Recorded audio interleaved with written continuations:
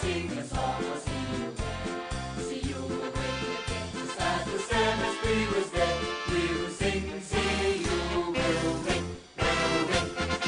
March, march along, we'll sing a song, we sing so gay. March, march along, we'll sing a song, we'll see you again.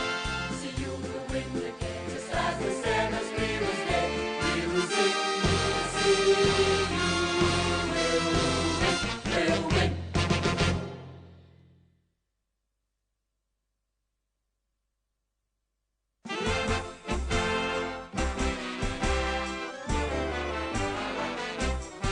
Come on and play the see you polka. Come on and do our boom boom band. Come on and play the see you polka, and you will pass the rear side. Come on and play the see you polka. We'll go a boom boom night and day. Don't ever stop to boom boom band, and you will pass the rear side. Let's go see you way.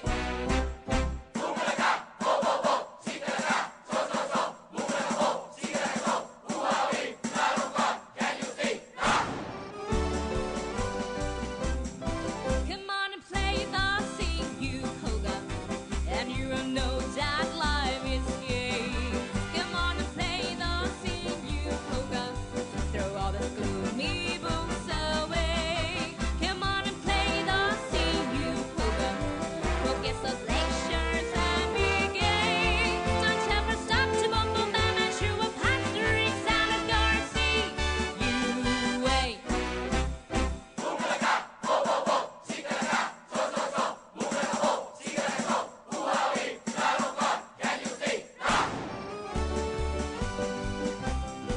When see you boys say boo ba la ka, they mean to say dear I love you. When see you girls say shita la ka, they mean to say I love you too. So let us sing this see you polka. Let's fall in love on see you day. Don't ever stop to boom boom bam, and you will pass the ring sound and go see you way.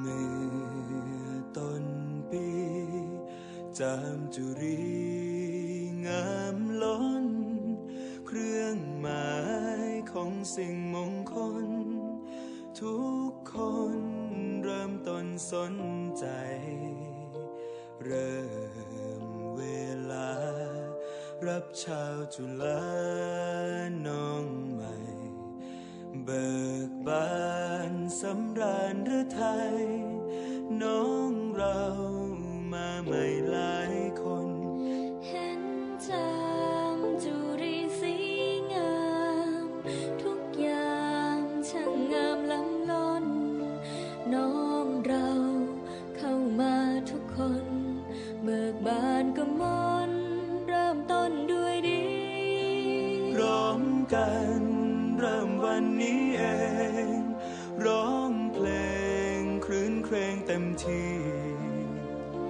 หมายเอาจามจุรีเป็นเกียรติเป็นสีของชาวจุฬา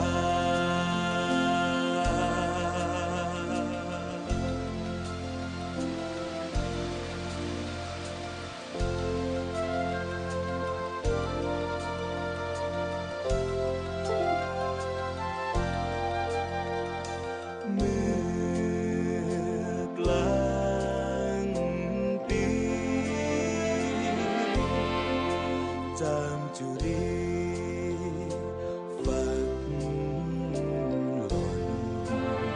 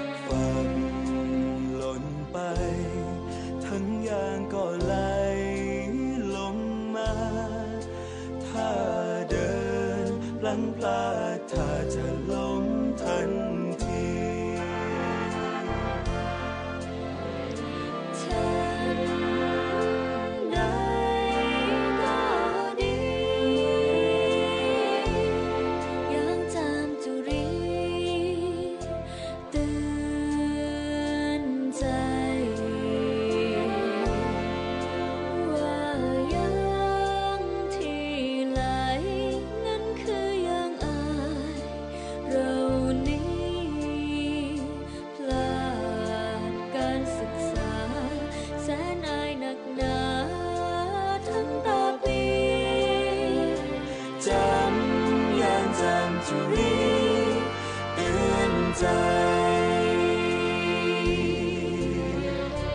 เมื่อปลายปีดอกจามจุรีร่วงหล่นทิ้งใบเกลื่อนถนนเหลือเพียงลำต้นยืนไว้เหล่าจุฬาทิ้งความสุขาทันใดพ่อแม่น้องพี่ไกลๆอยู่ไหนลืมพลันที่กินที่นอนมิได้อาวรณ์นำพา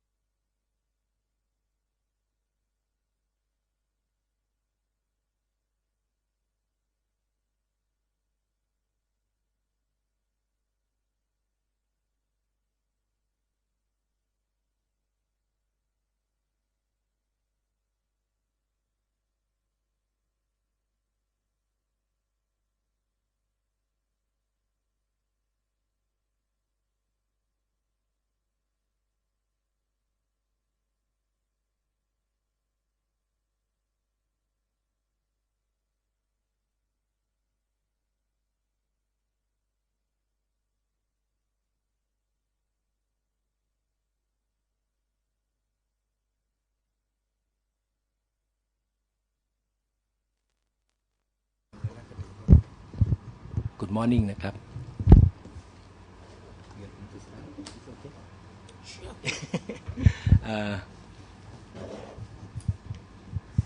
Professor Netun we're going to give a speech as a keynote speaker for today. Professor Surichai Wankeo, who is organized, try to cooperate and organize this meeting, and we are very pleased as a Social Research Institute working with 9 institutes in Chulalongkorn University right now for the Chulalongkorn University Research Institute Network. So we are working together, and now we have the Director of the Environmental Research Institute, Associate Professor Dr. Chakapan here, join with us today, and going to have an interactive panel also. So today we are talking about the environmental past, present, future for a sustainable and resilient future. Professor Netun come here last how many months ago? In May, and that time I remember that talking about the energy. And there are some scenario in the future that maybe it change very fast. We don't know, but he expect that we are going to pass the fossil state. And right now, like many new car that promote to use electric. So if anyone want to buy, maybe hesitate what we're going to choose. And for today, I think that is a very good because our 9 institutes that work together want to have a collective idea on the sustainable. The government also try to work. Ajahn Surichai give information as he in the some of the committee. SDG in terms of the government maybe something like try to fit with some item of the 16 item of the SDG, but in terms of our intellectual by our institute, now we are thinking about among those how can each institute work on each issue. Give for example for the CU for the Chulalongkorn University Social Research Institute, we try to bring all researchers to talk together about it, about this 16, and we are selecting some that we believe some of the SDG now Thailand is go far beyond that level, but there are some that related to government policy and international policy, and also the firm behavior, not just only try to promote the individual behavior.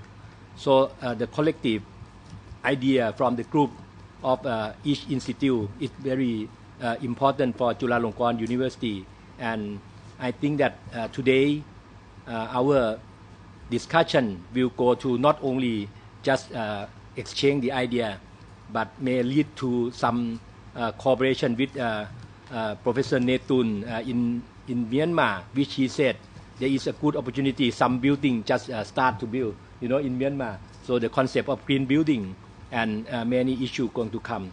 In Thailand, now the government try to promote Thailand version 4.0, and most of the time I found that the productive growth is much more emphasized than the inclusive growth and the green growth. So this conference may be opportunity for us to have something to share together what we should do in terms of policy, in terms of knowledge policy interface that we're going to push to some balance in our society. So I think that this is a good time, and I want to thank you, Professor Netun, to come to have to give a keynote and all interactive panel to join together for today. Thank you.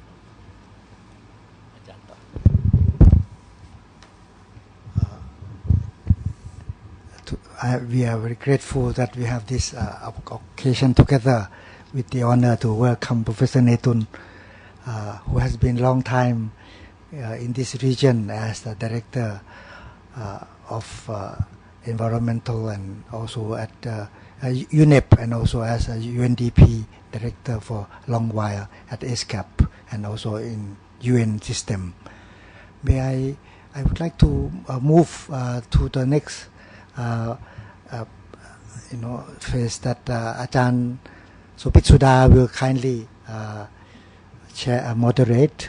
We will, may I say that Professor Netun, after last meeting that we had in May 16, has helped us to feel that we really need to bring ourselves together to a new level of engagement, and also with the direction that Chulalongkorn also would like to reflect on its 99 or 100 year, so that a kind of agenda setting for us to move ahead together has been somehow stimulated through his long experience and also his very pointed speech last time.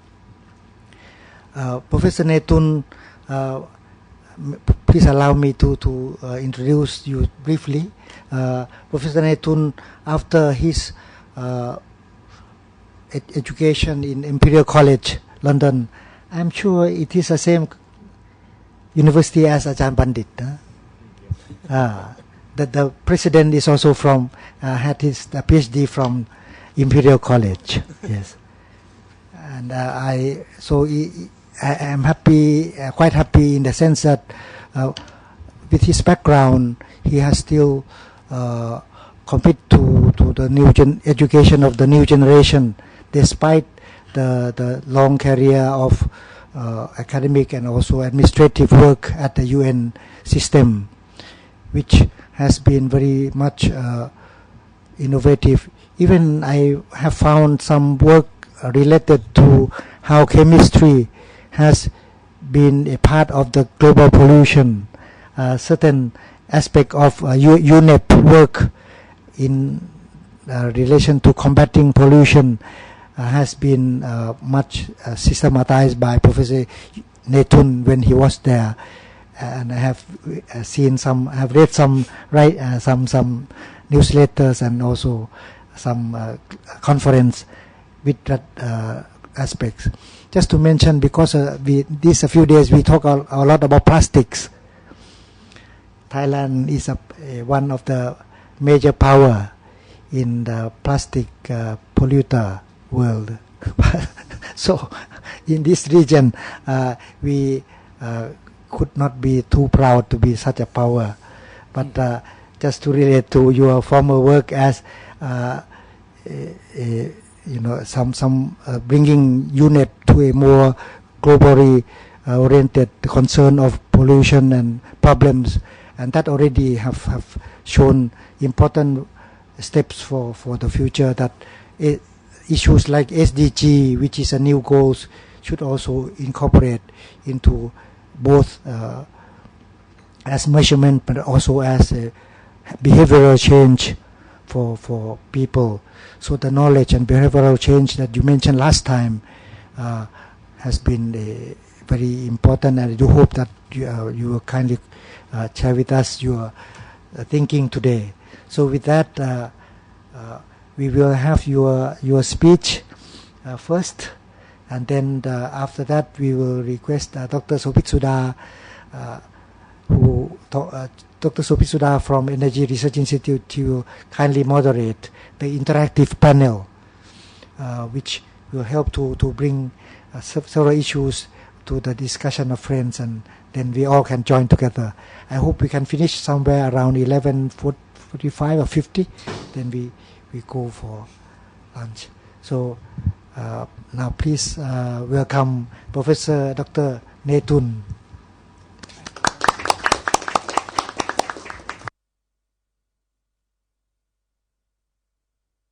Yes, please, Dr. Netun. Much for giving me the opportunity again to share some thoughts with you.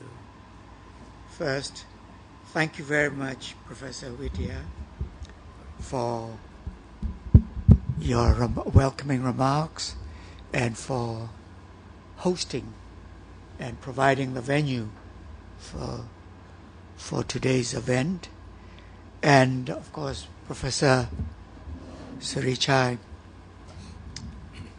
for organizing and arranging this to happen again.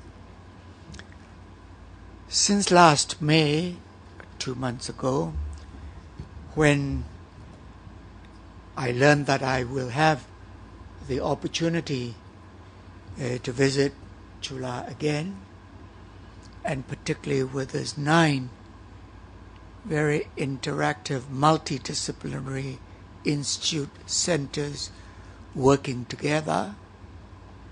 And Chula, as it says in the name cards everywhere else, is the pillar of the kingdom for 100 years.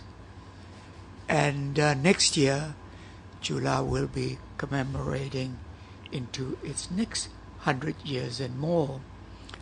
So it's a very, very timely and opportunistic time to have a good interactive discussions.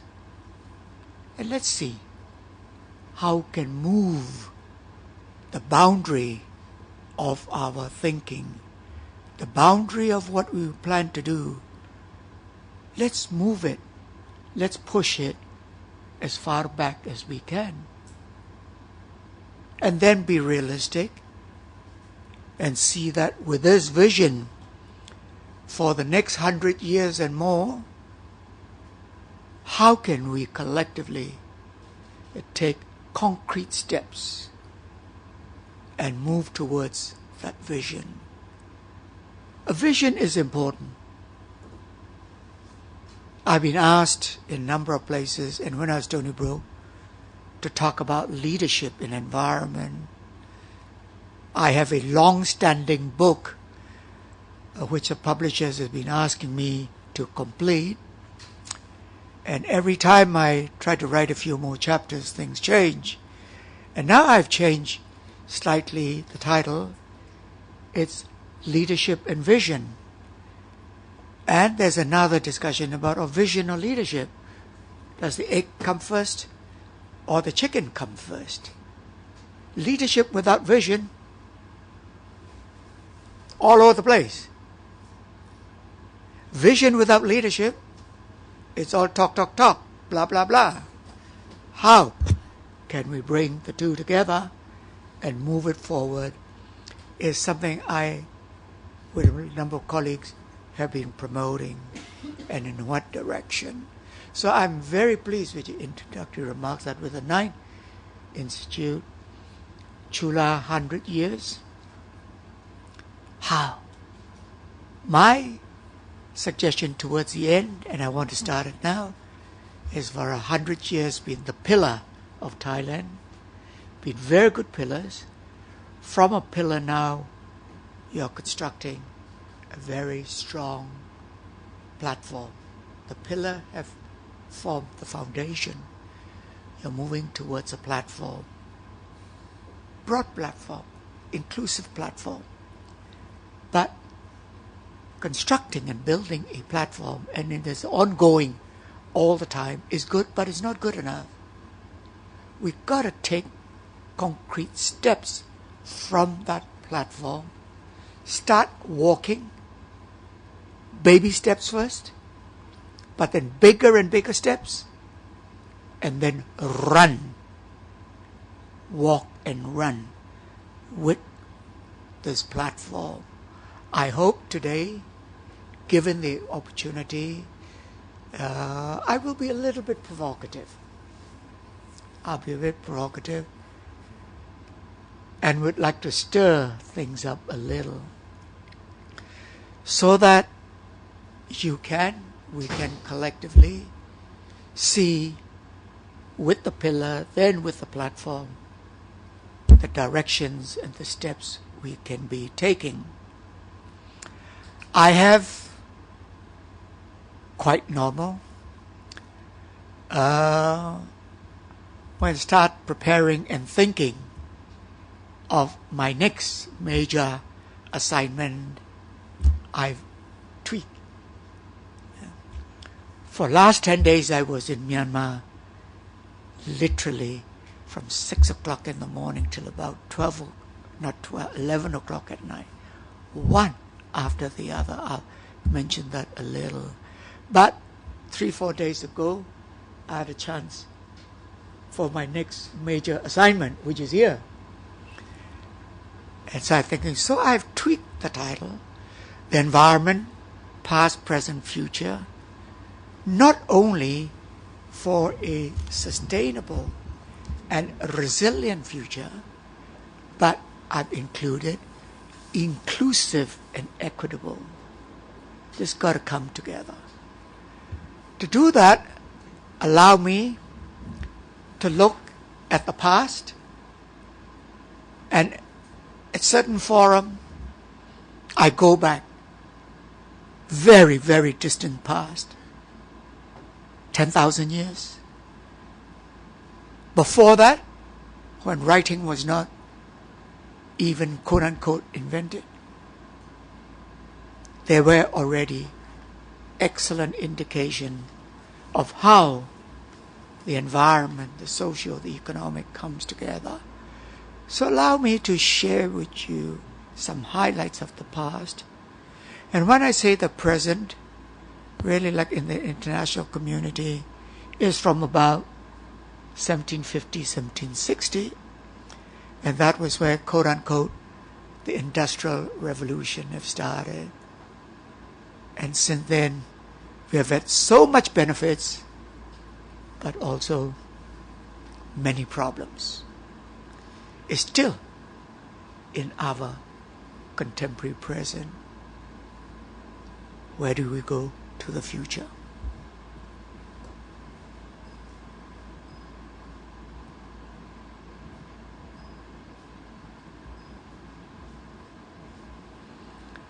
You all know this adage, the saying, that those who are not aware or ignorant or dismiss history are condemned forever. We keep on repeating. Still happening in the richest, biggest country to the smallest. I'll get this right. We all know that the past, the present, and the future are all linked. In 1 second, now, the present will be the future. 1 second before was the past. Present right now. We think we know 99.99% what will happen in the next second. But believe me, I'm the first one to say, I do not know what the next second would be. Heaven forbid that there would not be a terrible cyclone, accident, earthquake. And we just do not know. When I was here, did we ever predict it that the UK will leave the EU? It's a sea change. But it's leaving the EU because what it has and what it has not done in the past and the present and the future. They're all linked together. So what we are right now, till about 11 o'clock, our present could and would help perhaps point the direction towards the future. So it's all continuously linked together.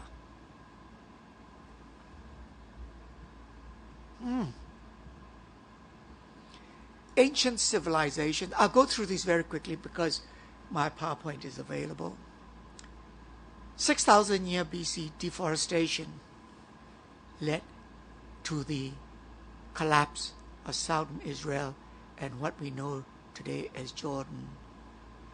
2,700 BC, some of the first law protecting the remaining forest was decreed in Mesopotamia.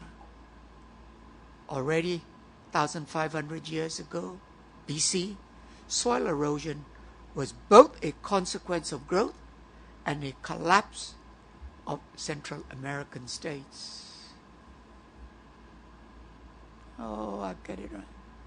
King Ashoka of India, 250 BC ago, had a 7 pillars edict, including protection of animals. King Ashoka's son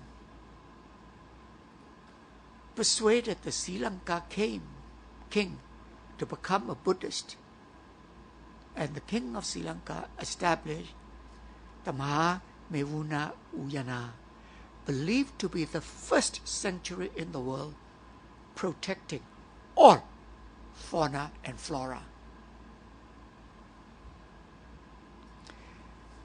Middle Ages, before the advent of the Industrial Revolution, 1340 to about 1770, the Black Plague in Europe killed 20 to 30 million people and 70 million worldwide. That's a huge number of people at that time. I notice that you have in here also the Center Institute of Population. So our colleagues will know. The Black Plague in London killed over 100,000 people. Population in the whole of UK was anything between 4 to 7. Killed 100,000 people.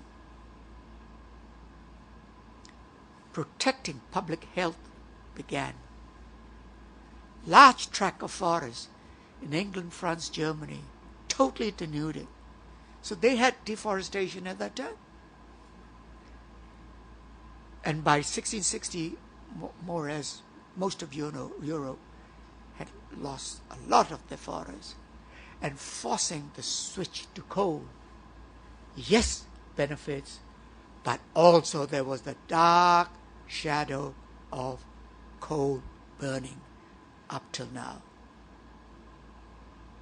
China, India, Peru began to use terracing and crop rotation to prevent soil erosion. Enlightenment period, our contemporary, beginning of the Industrial Revolution. Benjamin Franklin, fight against water pollution. Thomas Malthus already predict that population will increase, food and resources will run out. New technologies always create new pollution. Town gas from coal drips into rivers, etc., etc. Talk about chemicals, already added since then, pollutes air. Alexander Cummings, George Jennings, Thomas Crapper invented and manufactured the flush toilet. Many of you will know that in the UK there's a slang term that instead of going to the Hong Nam or going to the toilet or going to the WC, going to have a crap, going to Hong Nam, because of Thomas Crapper. Thomas Crapper and Sons still have a very unique, well, I hope they still have, till a few years ago they were still there, a shop in Chelsea High Street, which is walking distance from Imperial College, so we go there to have beer and sandwich. And there you can see the first flush toilet that was patented and mass produced. But I submit that for almost 200 years, while we have sent people to the moon and back, to the Mars, the basic design and operation of the flush toilet have increased marginally from a 5-gallon full flush to maybe a mini flush,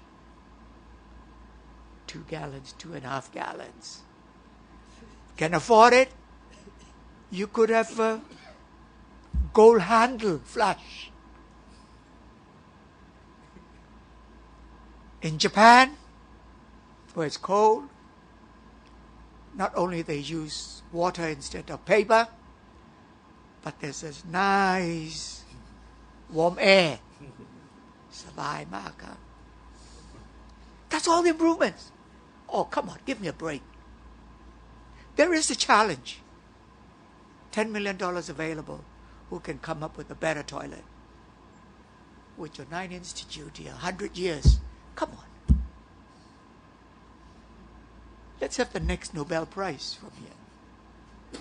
Can you imagine the resources we will save? The improvement in public health?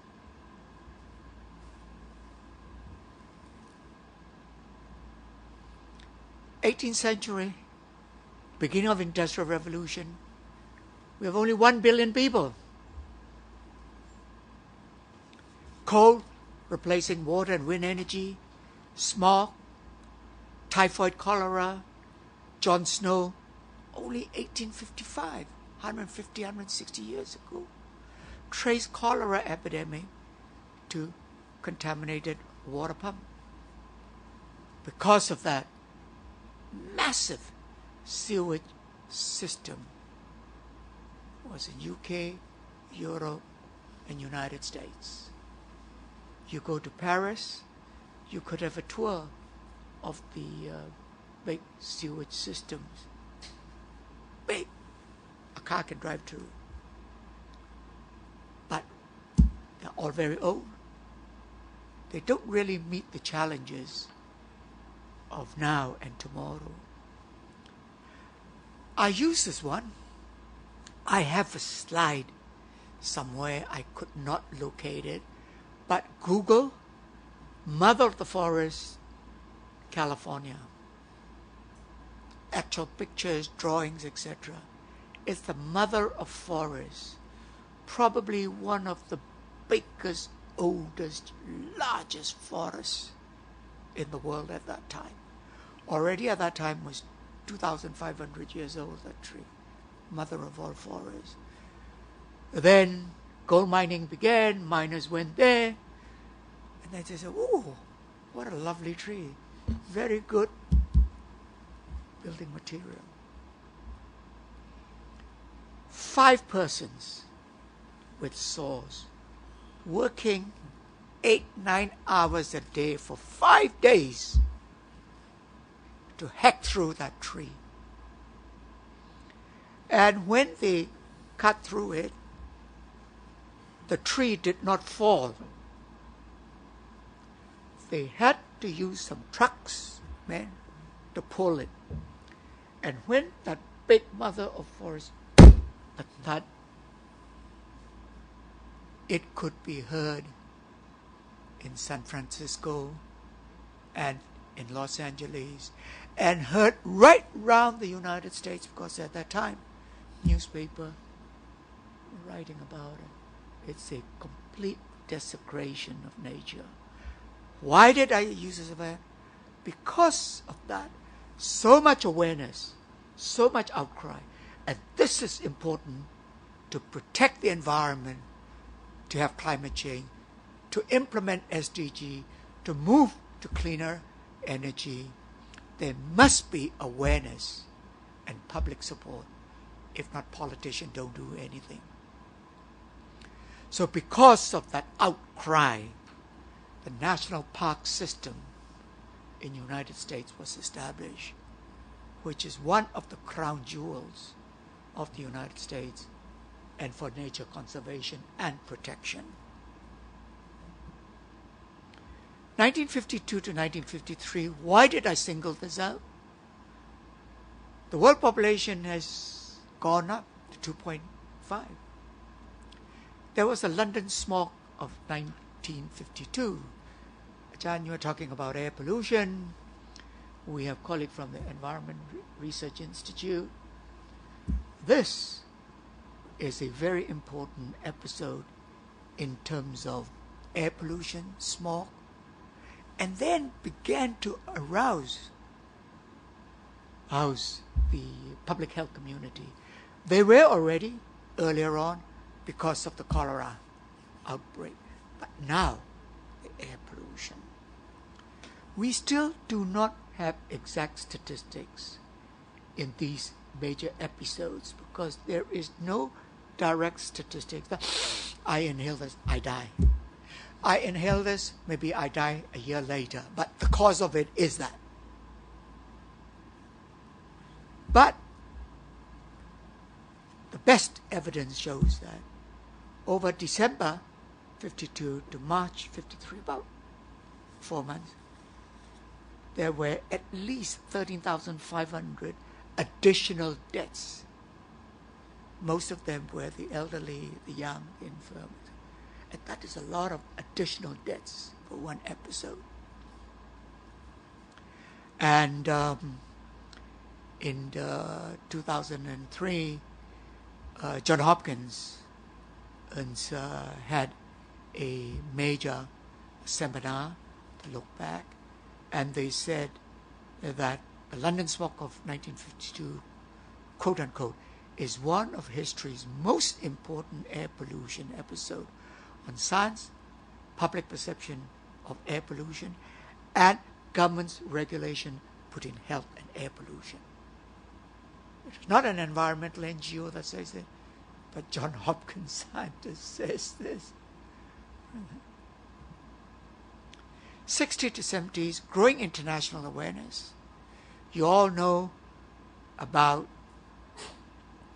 Rachel Carson, Silent Spring, Barbara Ward, Spaceship Earth, Paul Ehrlich, Population Bomb, Garrett Hardin, Tragedy of the Commons, and Limits to Growth, Meadows and Meadows.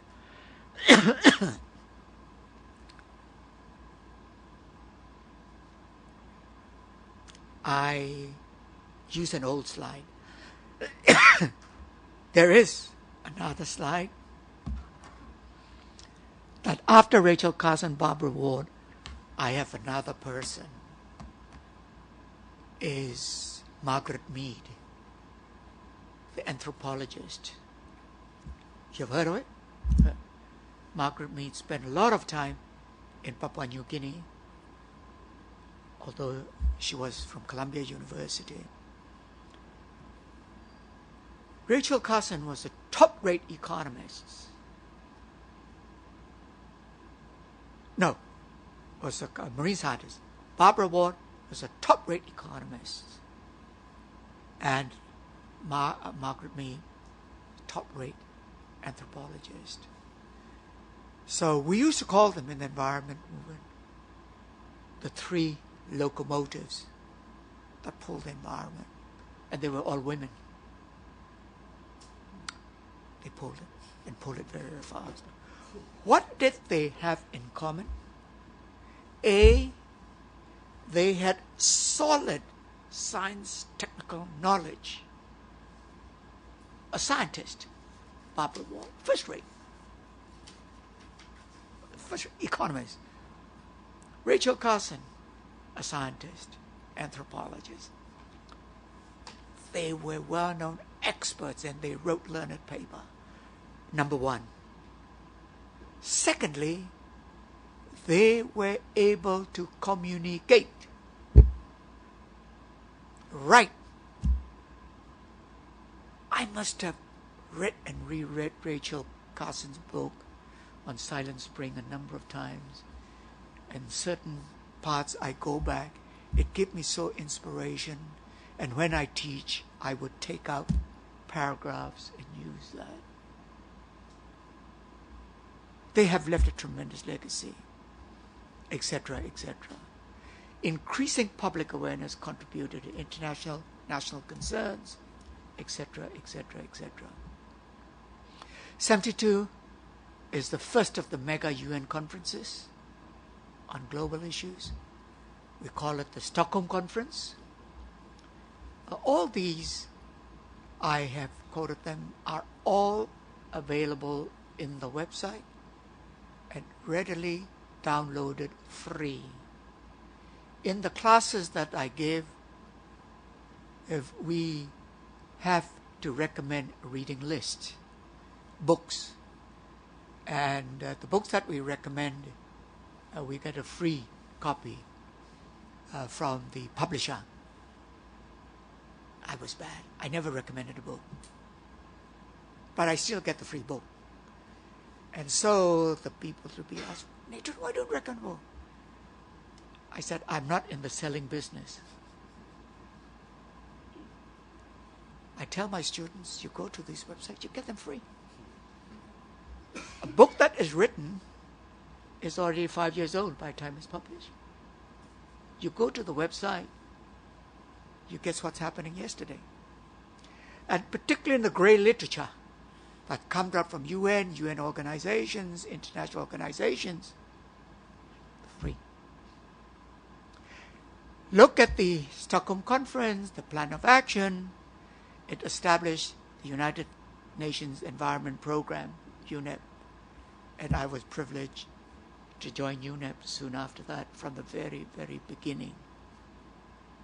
Then, because it happened during the first 2 weeks of June 1972, and when all these plan of action, etc., was already agreed after the first week, all the heads of states, heads of governments at that time, only 58 countries, decided that 5th of June will be World Environment Day, commemorated. World population was 4 billion, and we had 210 million cars. The cars figures are very wobbly. During this golden period of 2 years, 84 to 86, increasing concerns with global environment, the outer layer.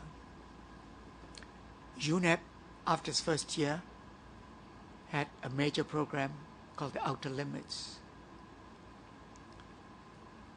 The Austrian at that time had a government that was extremely pro-environment, from the chancellor, presidents, etc. They hosted the Villa Conference on Climate Change, Villa Conference on Ozone Depletion. Look up the website, and it's so instructive to look at what the scientists and the governments were arguing at that time, which we now say, why are you arguing? Very important for history. A number of preparatory processes, one after the other, with follow-up activities, etc., provided the basis. UNEP tried to organize an ozone depletion conference in 1987 or 88 in Washington, D.C. We cannot get more than 50 people interested. Only 1 or 2 from developing countries. In the United States, we could. What is this?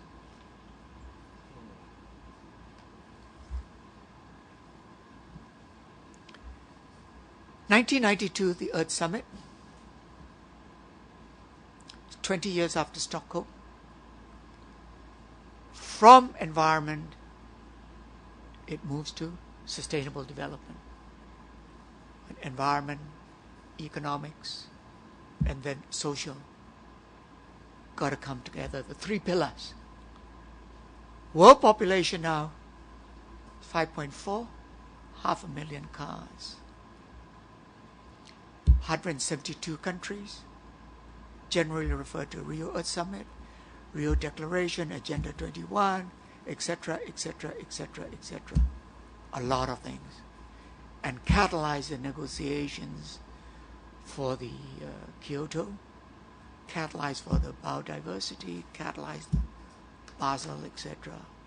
And I was very, very privileged. Maurice Strong, the Secretary General, when he was appointed by the UN Secretary, UN General Assembly, he tracked me down and he called me. I was just coming out of a lecture.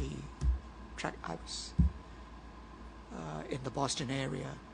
So he tracked me down. He said, look, you've got to stop everything. You've got to come and join me. So a week later, he and I flew to Geneva. We shared the office for 1 week. Then we He had a beautiful chateau outside Geneva, most beautiful. And we had about 100 top scientists there. And I was the director of program and coordinated this work.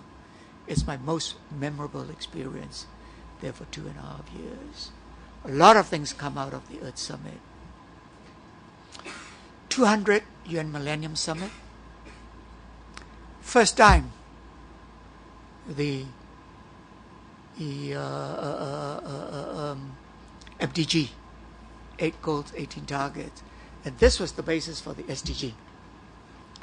For it there. It's the first time in 2000 where not only the heads of states and heads of governments begin to have an integrated approach looking into hunger, poverty, education, gender, health, environment, rather than in separate pillars. And that's the way it should be. 2005, reconfirmed. Then, of course, I'll come back to later. Last year, we adopted the Sustainable Development Goal. Very controversial, but it was adopted. A quick overview. Unprecedented confluence of change, past, present. I'll use only 2 indicators: human population and number of cars. Pre-industrial, less than 1 billion people. The world have only 8,000 cars worldwide. The car parks parked in Chulalongkorn University, I think it's more than 8,000. Whole world. But soon after that, Ford started manufacturing and rolling out the Ford T. 1970, we began to move from end-of-pipe pollution control, which is dilute and disperse, push it up to the chimney, into the oceans. 4 billion people, 210 million cars.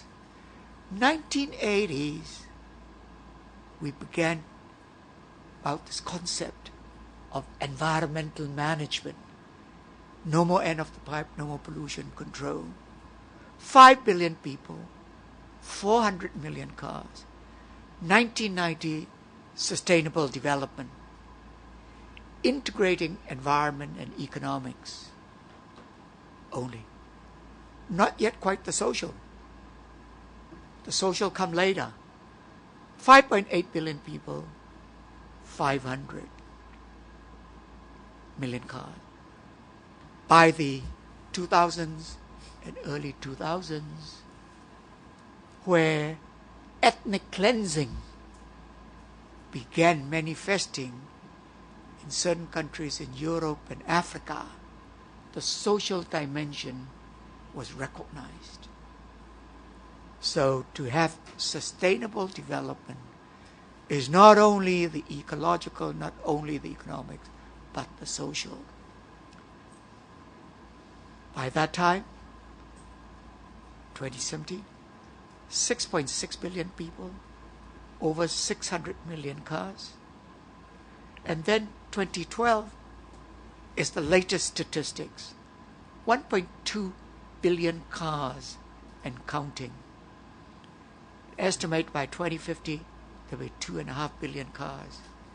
These are very, very low numbers, registered cars. It does not include motorcycles. It does not include off-track vehicles. Those are also very polluting.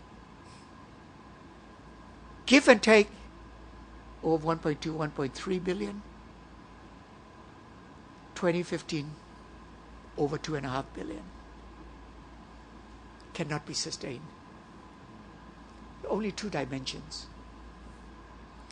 So sustainability is both integrating, I put it right, is not in separate pillars.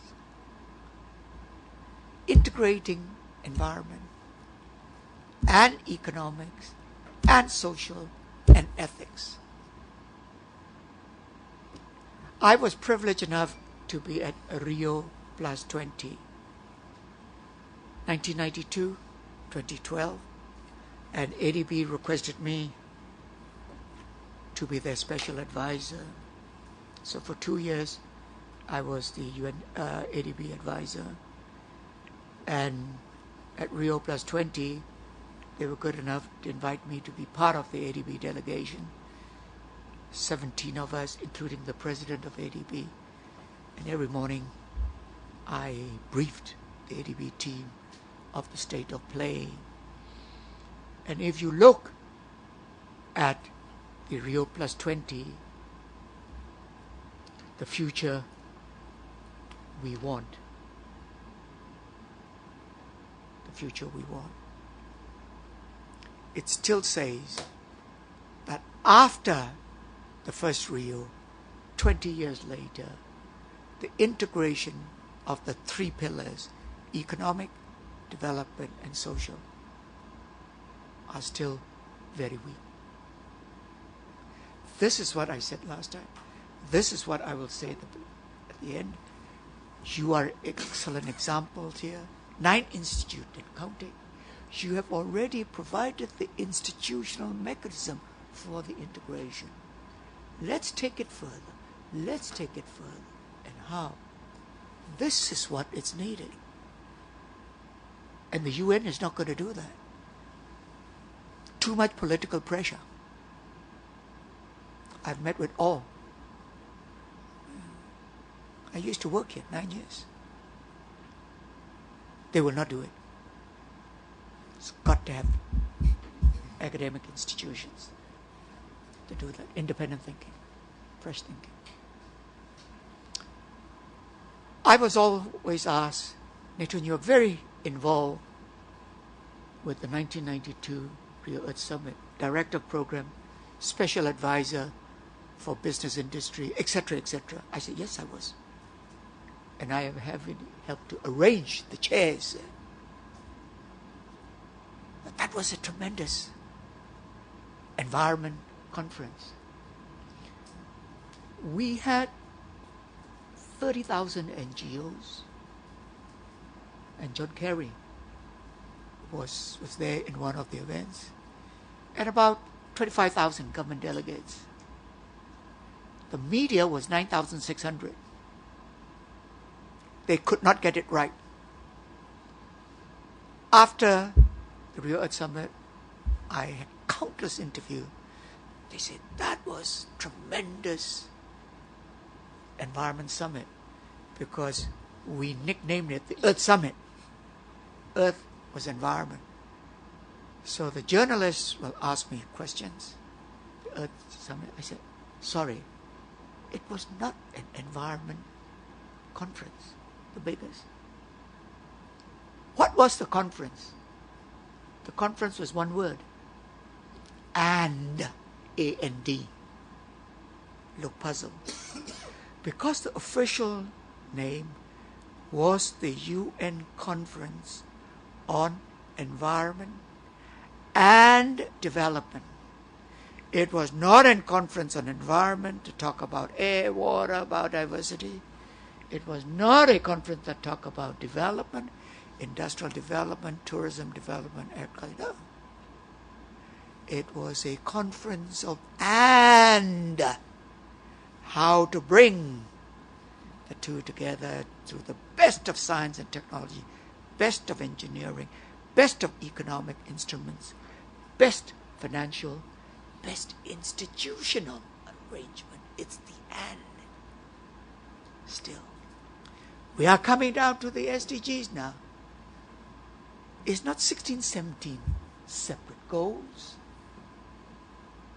Yes, we got to address them each. How are we going to integrate and work these together is a challenge. I have only one or two very vague ideas, but I look forward to hearing more from you. Throughout history, and now it's hopefully happening, the tipping points for environmental decision or political decision making, environmental decision making throughout history are the lessons of the first major disaster. Destruction, diseases, deaths. When hundreds of thousands of people, millions of people die, everybody listens and wake up.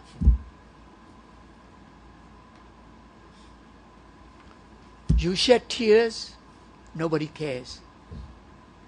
The world has been crying. 2001, nobody cares. You shed one drop of blood, people wake up. That's tipping point. Arouse awareness, promote consciousness, hopefully provoke decisions and actions.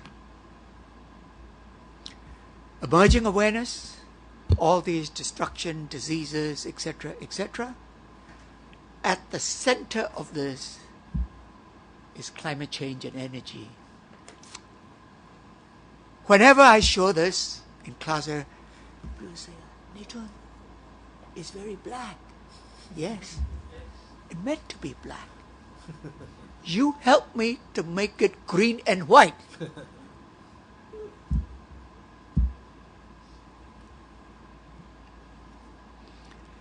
I said about this last time. I want to share with you again. Unprecedented convergence of global political will. The Paris Agreement, the SDGs signed on September 2015. The most important one, the third one, which very few countries mention about it, is in the G7 summit in Bonn, where the leaders, and you can see this in the website, the G7 Bonn Leaders Declaration, they declared a decarbonized global economy over the course of the century. By the end of the century, phasing out of fossil fuels, no more carbon. Already many things are happening. Many things. Many things. So this is why after the Paris Agreement in the United States, one presidential candidate keep on saying that we've got to move towards low carbon and clean energy. The other candidate said there's no such thing as climate change. This particular candidate says already first priority will be low carbon, clean energy to create more jobs, cleaner jobs, more healthy jobs. This is happening. This was what I talked about in May.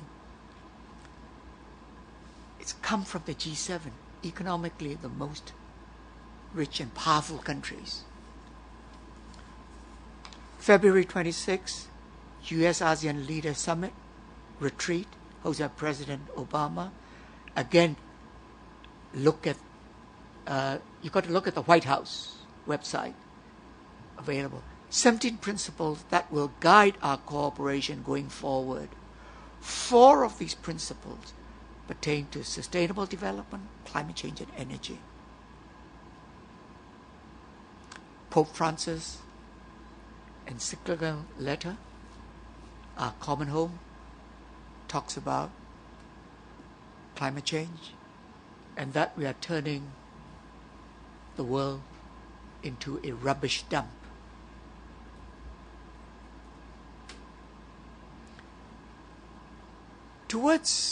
I'm coming towards the end now. I'm always, as I said in the beginning, want to provoke our thinking outside the box. I am now with a group of colleagues in the United States, Stony Brook and others, and now in certain countries in Asia, and definitely in Myanmar, we're pushing this concept GSRS, Green, Sustainable, Resilient, Smart. We have a domain, gsrs.com, gsrs dot something. We have this 3 domain. It's not only green, it's not only sustainable, it's not only resilient, it's smart. It's all of them come together to take into account systems and systemic consideration of the social system.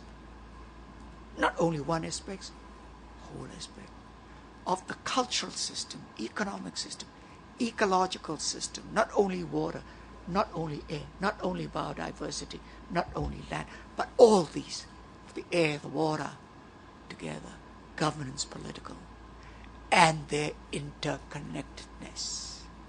This is the challenge. The greening is a short term for GSRS, but everybody's talking greening. So everybody says, I have a green building, I'm doing greening. I said, very good, tell me, 2-3 sentences, what do you include in greening?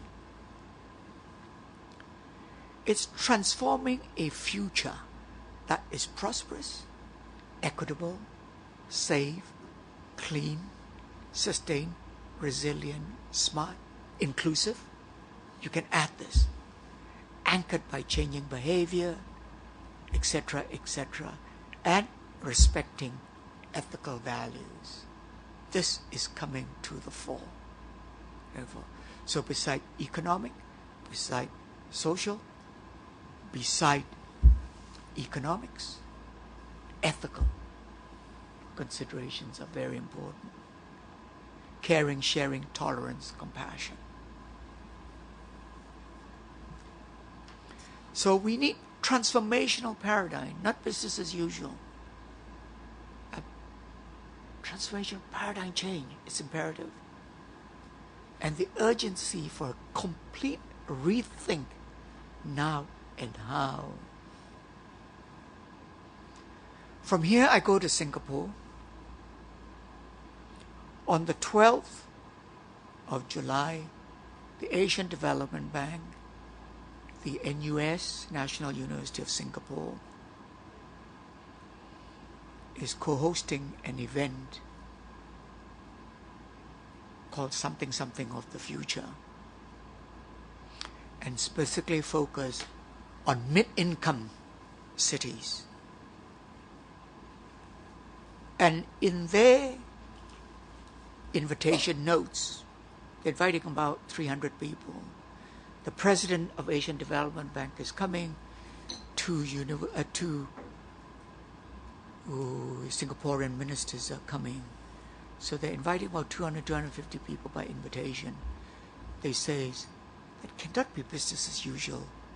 The way urbanization, our cities are growing, cannot be. It got to be a complete rethink. ADB would. So they invite a number of speakers and they reach out to me and they ask me to speak. So I said, I will. So I wrote back to them, I said, what would you like me to speak? They said, we'd like you to be very provocative. I said, okay, no problem. You inviting me? I will. So they said, let's have a phone call. So they called me from Manila. I was in New York, so we had a phone call. So we want you to help a complete rethink. There is business industry, academia, university, think tank people there. Okay. I said, I will do that. So what I'm going to be presenting to you is my talking points next Tuesday. My talking point. Next time you hear me say, oh, Nathan, you talk about this already, you're like an old record. Yes, I'm an old record. I always believe that what is worth saying got to be said again and again and again. Got to rethink beyond and towards. Whatever we have now is good. We've got to think beyond now and towards. The question is towards where? Towards there, towards there, towards that challenge. So I'm suggesting about 7 beyond and towards, because I have limited time and I don't want to give the other 3. The first, we've got to move beyond low carbon and clean energy towards new clean energy. Energy efficiency, net zero, buildings and city processes, and particularly in energy conservation and conversion, natural and artificial photosynthesis, light, heat, energy capture and harvesting. In energy, we have colleagues from the energy sector here. There are 3 major components. The sources, supply, and then we have the demand, the user. But in between is the storage, capture and storage, very important, the 3. We can have all the supply in the world from all sources, but if we don't have an adequate way to store them, then the ultimate utility for the end would be reduced. Solar is a good example. Many countries developing have so much solar, but at night there isn't enough. Wind, certain times of the year is good, certain location is good. So in order to maximize renewable energy, sun, wind, etc., you need storage. There's a lot of research being done on storage capacities. But there are many natural ways of storing energy. Photosynthesis and artificial synthesis. This is blowing my mind out. Capture and harvesting. I can talk 9 hours, one short seminar just on this, which I do. Then the second is just beyond a living city, a livable city. Well, I think we need more than a city that is livable. We don't want a city where we see the citizens going around in face masks. We have them in Asia. Yeah. South Asia, East Asia, in wearing masks. Run back to our air conditioning. Is that really livable? And then, should it be only the absence of disease and infirmity? We can live to 80, 90 years old, but in the later part, on the average in the United States, people are taking 20 pills a day. Cannot walk, cannot. So, we need to go beyond cities and habitats that are just livability and absence of disease towards a state of complete physical, mental, and social well-being. Well-being. That is how we should move towards disease burden, etc., communicable diseases. Because after the phone conversation with ADB, they said, Nathan, he said, that perhaps you can talk about this aspect a little bit more. I said, yes, I said, I will. For 10 years, I was giving a 1-credit postgraduate inter-university course at the Chulapon Research Institute on health, environment, and development, now linked together. I've talked about obesity. So, beyond the third one, beyond sustainability and towards resiliency. ability to withstand and recover rapidly from not only ecological but economic and social extreme events. Beyond physical reconstruction to retrofitting, beyond physical reconstruction and retrofitting towards social, economic, ecological retro-resilience. We also have a website on retro-resilience. We are going to be taking a patent for this retro-resilience. Because whenever disaster struck, like Sandy, for example, etc., immediately governments, business rush in to save lives, which is very good. And they rush in to repair schools, repair bridges, repair homes, because people have to live, have to travel. Very good. But in its rush to rebuild and repair, usually the repair, the new bridges, the new homes are less strong than the original. And they're breaking down. Cycle. Cannot be. Wasting money. We have so much experience in Louisiana, in the tri-states of the United States. So, in rebuilding, in reconstruction, in retrofitting, we've got to ensure that whatever we rebuild, whatever reconstruct, hospitals, homes, bridges, etc., they've got to be also resilient.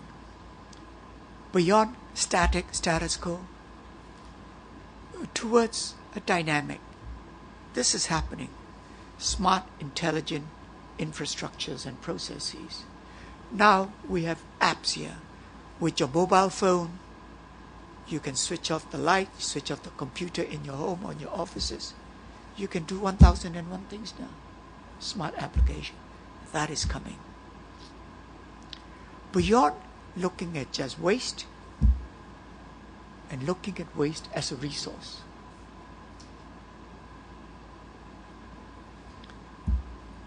Energy, water, excrement, particularly from human beings. Because in Singapore, I'm talking about cities, buildings, waste disposal, human waste disposal, is one of the biggest challenges in big cities. Bangkok is bigger than many countries. Yangon now has about 8 million and growing. 25 years from now, we'll have 20 million. And so is Mandalay. Where are all the waste going to go to? Let's look at one waste. Human waste. Thomas Crapper did a fantastic job using a precious resource, water, to flush a resource and create a waste. Doesn't seem right to me now, right? In 1856, it was okay. But now, hey, wait a minute now. We are running out of water. We're running out of resources. A rethink. Look at human waste. You know, there is a term, a polite term for human waste. It's called night soil. Night soil. Until very recently in Japan, Tokyo, many others, at night, people will come to the big cities and collect buckets of human waste. Very hygienic, very clean. Take it, treat a little, and use it as fertilizers. Best fertilizers in the world. Night soil. Makes sense, huh? Doesn't waste water. No. All right. The technology of collection, the technology of transportation, technology of treatment, etc., could be improved. With your 9 institute here, 100 years, come up, as I said, with a better system. Transforming waste into a useful resource. In every aspect, a rethink. Finally, take-home message. We must always towards where? Not static, not looking back. History is important to guide us. Cannot stand still in the present. Moving towards a holistic and integrated, looking at the brown, the green, yes, the blue, the oceans and the water. 75% of this earth is the oceans and the rivers and lakes. It got to be integrated. The interconnectedness of built and natural system, but inclusive, and we need transformational technologies, material, management, institutions, etc. Thank you very much. I welcome your comments. I welcome your views. And I welcome your challenge. Tell me, this is not quite right. Or maybe you can tell me, you got to move further towards plus. I like to hear that. Thank you.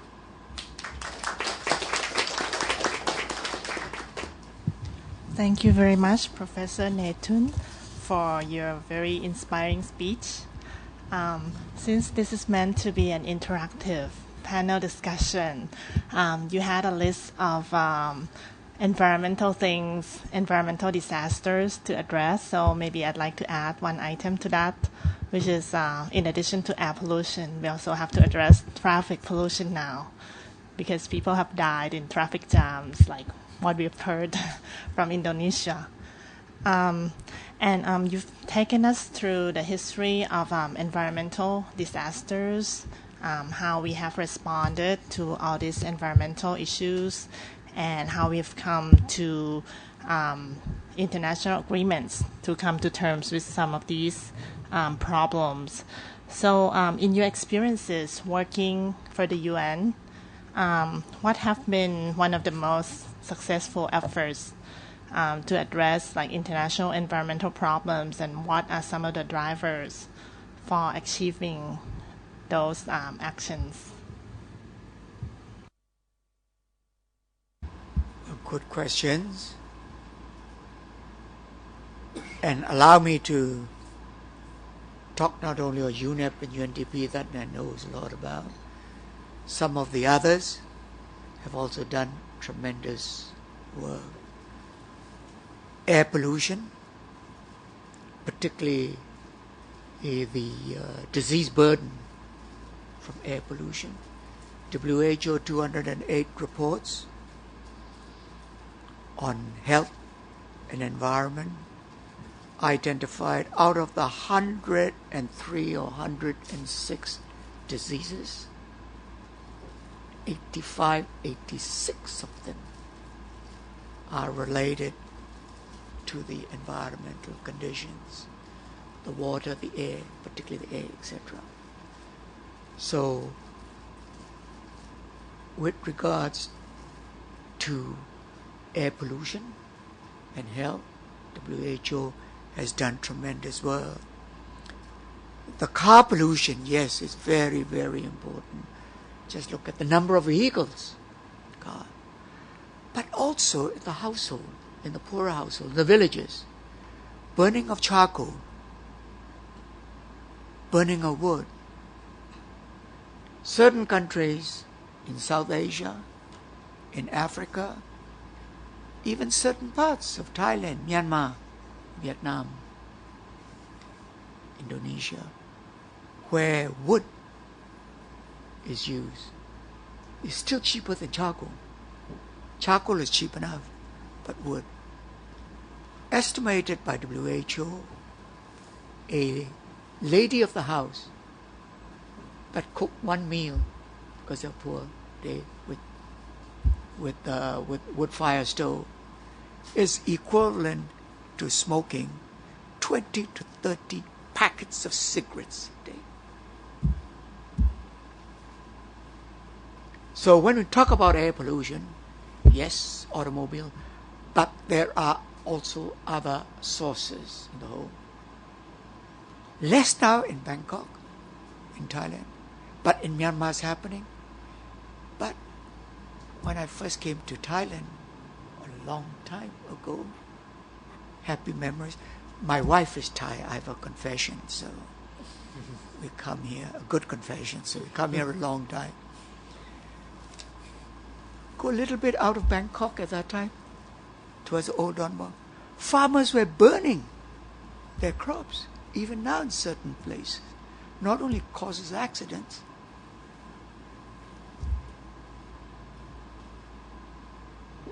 we live in a friend's apartment when we come here with my wife. Is at Swan Blue, nice area. Opposite us, there's a big place there, school there. Every morning at 6 o'clock, the yam, the keeper there, gathers all the leaf, burns the leaf. My God, the smell. Pollution. You have to close the window. I don't like air conditioning. Close it, have it air conditioned.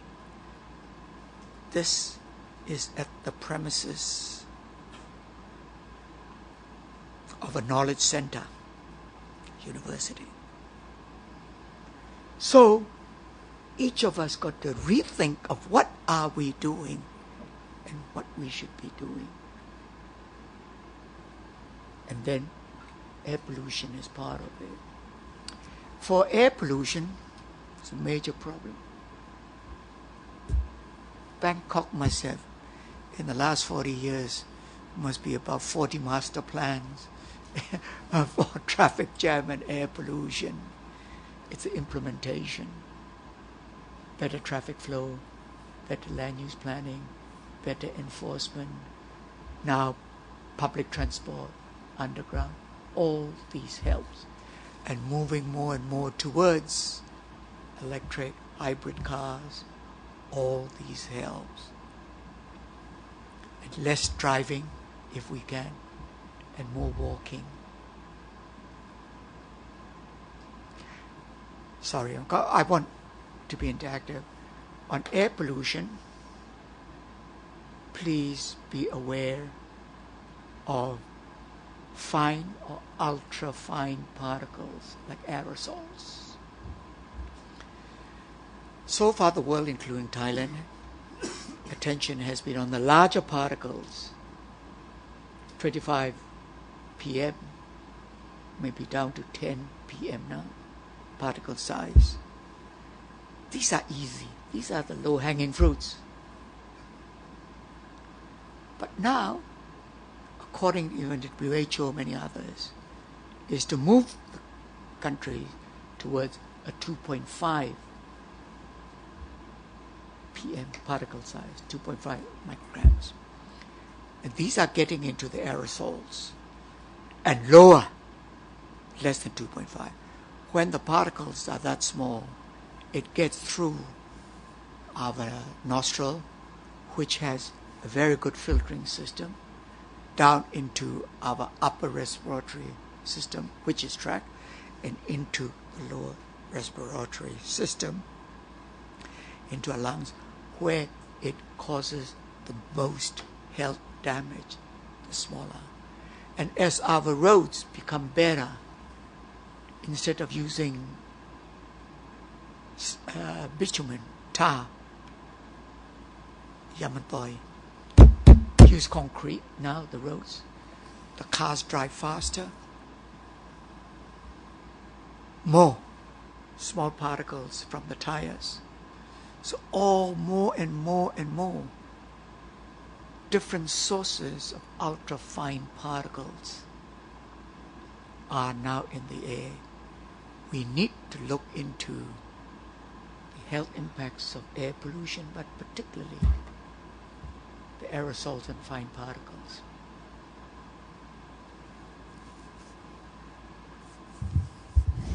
Professor, Achar from Bangkok Post. Thank you for your inspiring and enlightening message this morning. May I ask for maybe bring your attention back to the region? You have a number of checklists for beyond and towards. So should we think of priority, for example, in the region? What should we set up priority for the region? For example, ASEAN should be doing something that's urgent task, because a number of penetrating factors like water, air, afforestation, health. So what are the issues that you may suggest, and you may evaluate, like how far or how minimal we have been walking to these steps? Thank you. Good question. There's no one bullet point, no one answer for Asia Pacific, or even for ASEAN, or even for Thailand. But if we drill down more specific and you say, what are some of these priorities? Let's say for Bangkok, okay? Maybe come up with Bangkok. I would say very important priority is look at the energy issue, the energy use, and move as quickly as possible towards energy efficiency, lower and lower carbon. When I say lower carbon, whether it's from a car or from a factory, if you are using fossil fuel, make it less and less polluting. It can be done. Less polluting. As a chemical engineer, used to work for ESSO for 8 years. First year, I was going around to factories to tell them how to make more money and stop the pollution. How do you make money? Don't burn your money. What do you mean? Come out and look. You're burning money. Wasting oil. Many ways we can be. So, and of course the water, the waste, etc. So, I think what we need to do, and there are more checklists there. This is for an overall strategic vision. To get it implemented, we need to be more site-specific and perhaps application-specific, development sector-specific. Then we can come up with more implementable solutions and moving beyond and beyond and beyond and towards. But you come from a UN background, so you may suggest something about the regional organization, because the ASEAN governments have been talking a lot about this, and then they put nice words in the text all the time. So what should be really been doing in the region? Thank you.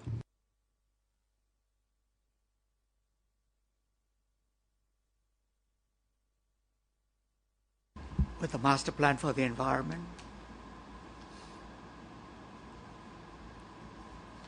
a number of us has provided preliminary ideas. We'll see what the first draft looks like, and certainly we'll be making suggestions.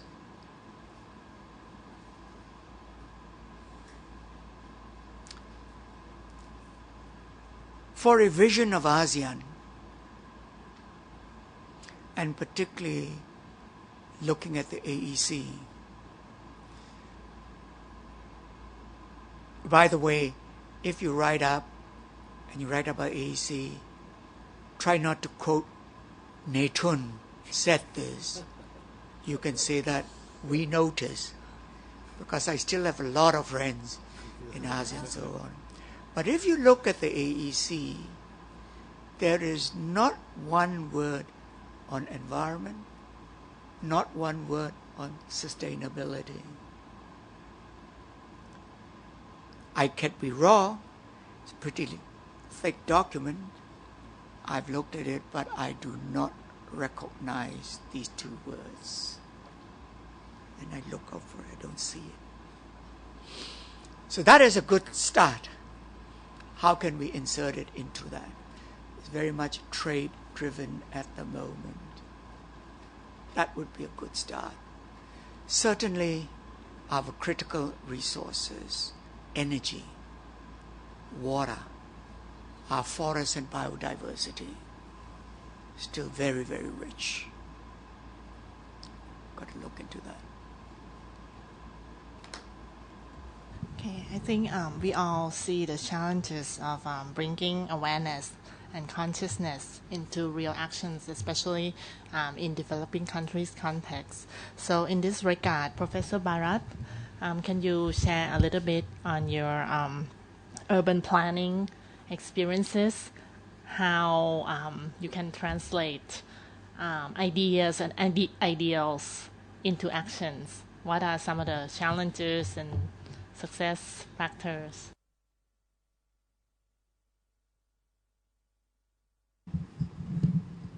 Good morning, everyone. I did not know you were going to ambush me. But I think the subject of urban planning and cities is very important, especially nowadays. And as Professor Nathun is going to the Singapore Cities Summit, which happens, I think, every year or every 2 years.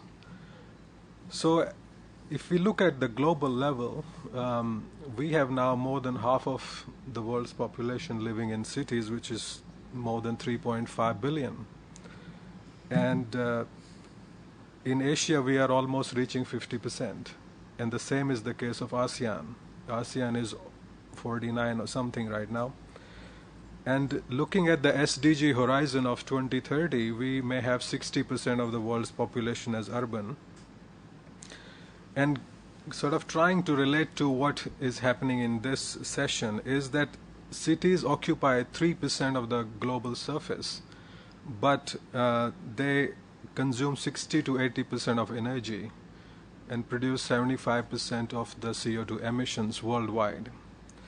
So there could not be a better logic or reason to come to terms with this reality, which is going to become more and more evident.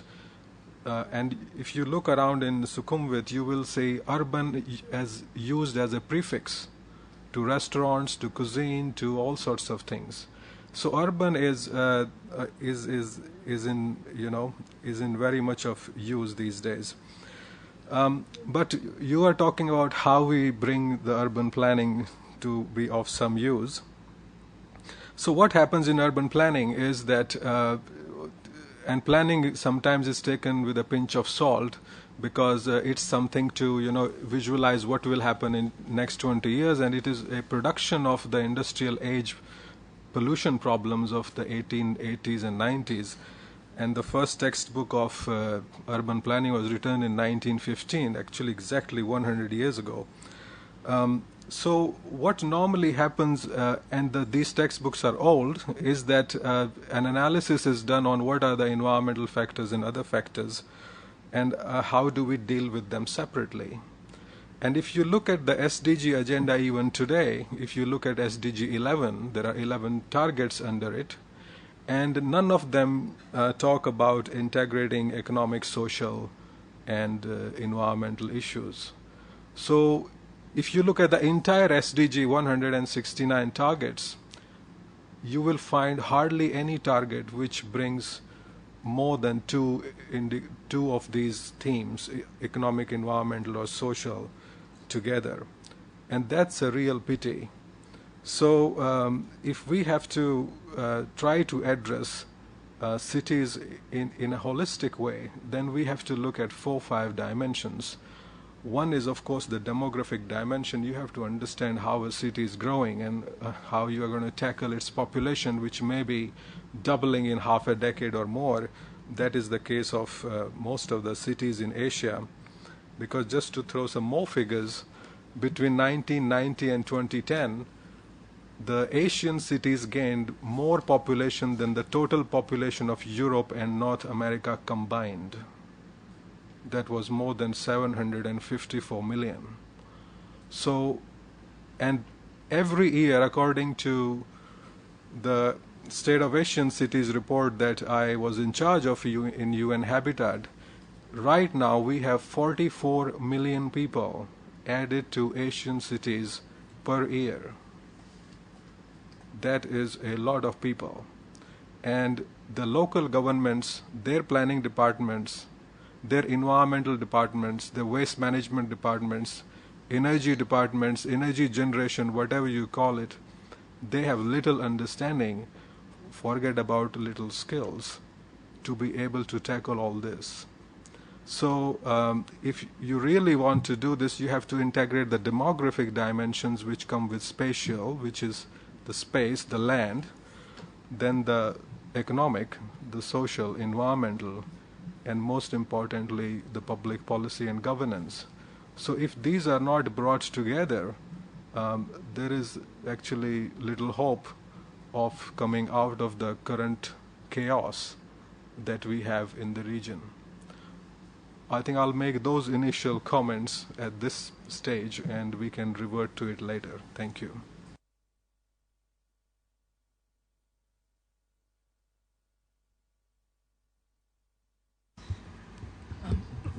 My name is Chinchom Sangarasi Grayson. Thank you for having me here. And in reflecting on the points that Professor Netun has discussed, I keep thinking, I totally agree with the message of a call for a complete rethink.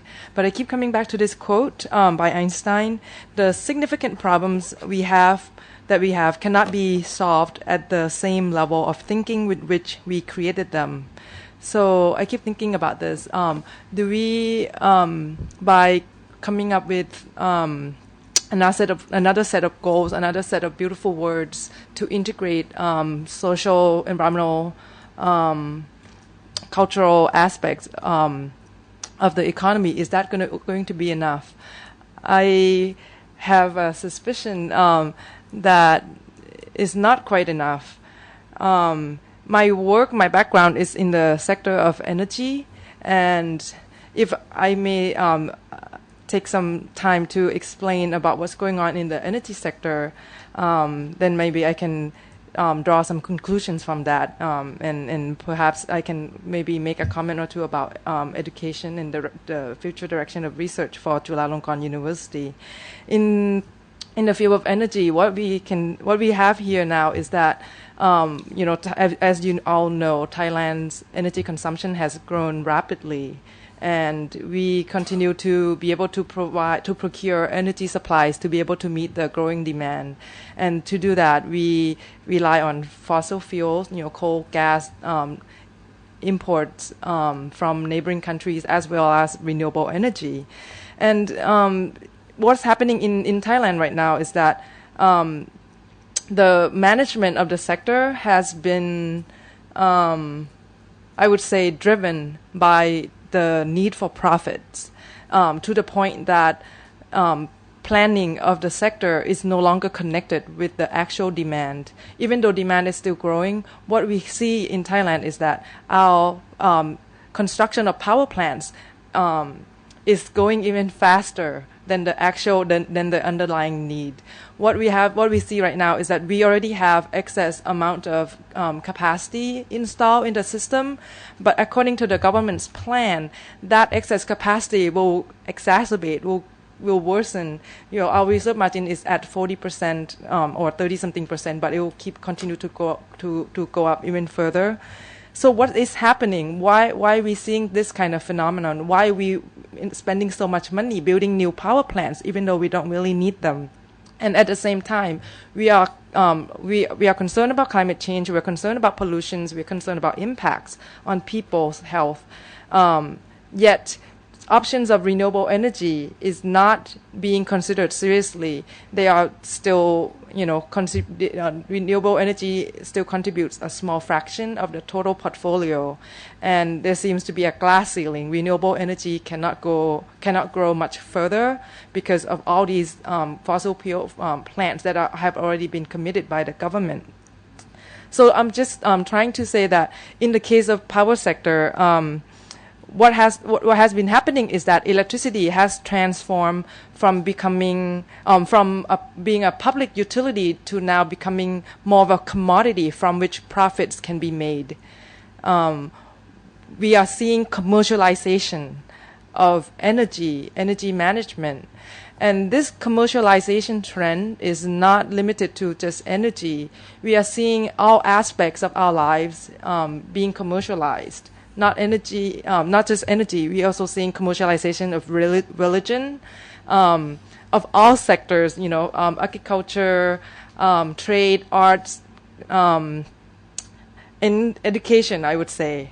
I also feel that this is, since we are at an academic institution, I also want to say that education is increasingly commercialized as well.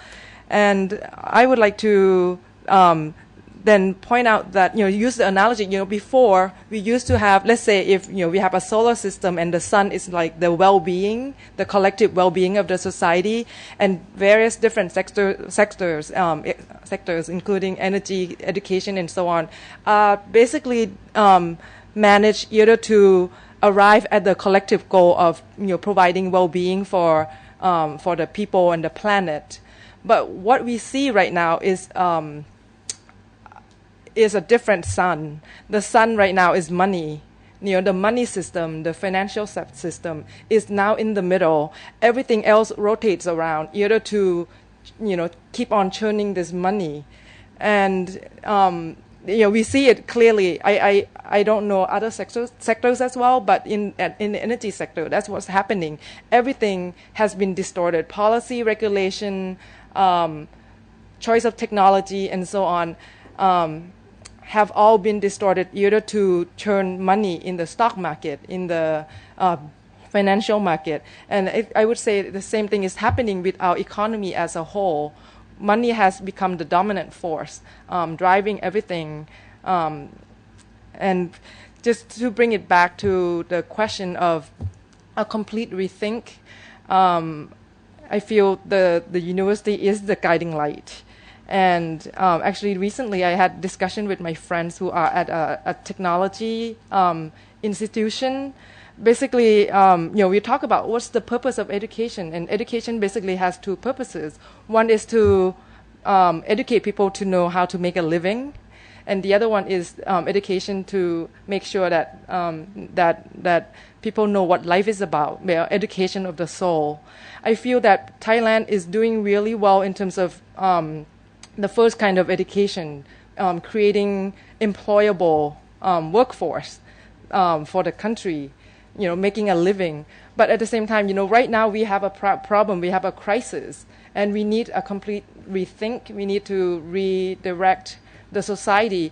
But looking around the country, I don't see that many universities that have the capability to be a liberal arts college as Chulalongkorn or Thammasat. Maybe just, I only see just two institutions that maybe have that capability to provide liberal arts education to, to educate the soul of the people, to be able to think outside the box, to be able to redirect the path of development right now.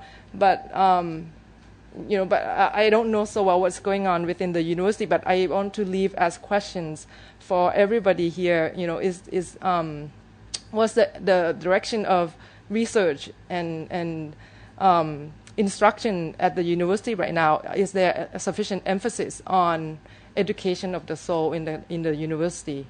Thank you.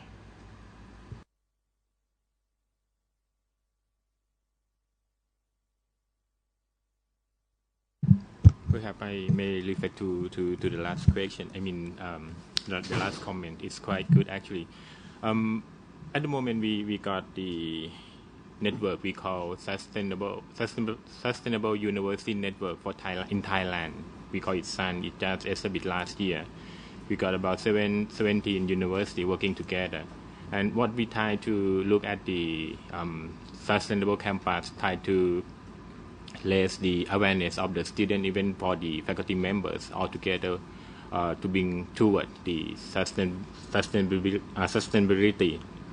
Also, we also joined the what we call ISCN, International Sustainable Campus Network. I think we got good idea from the meeting from such kind of the network together. We try to build up the research and education together with the what we call living laboratories that based on the problem base and also the crisis of the university and also the society.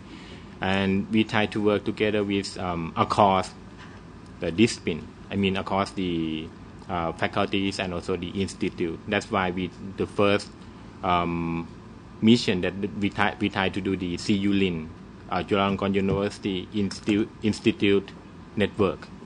That we bring up all 9 institutes together and work together on this challenge. And we just come up with the solution, also the cooperation. We try to pick up some SDGs and try to work on the SDG, perhaps just a few SDG, and try to get together how to do the research and also translate to be the education and try to get students to work together.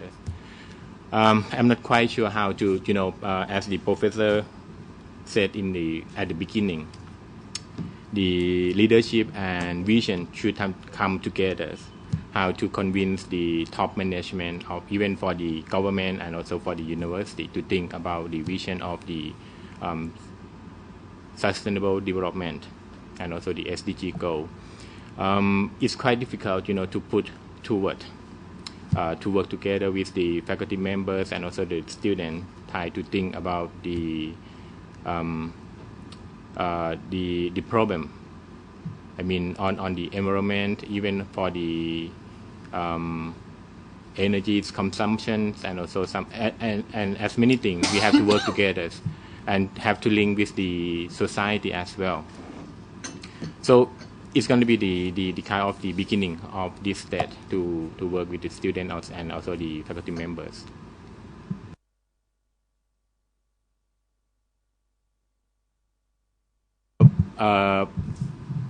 Even now we've been working together for many months, but we still stuck with some kind of the agreement, and how we can come together and think about the same way to work together. It's not easy. Like we can talk, but when we start to work together, it's not really easy. That's the main thing.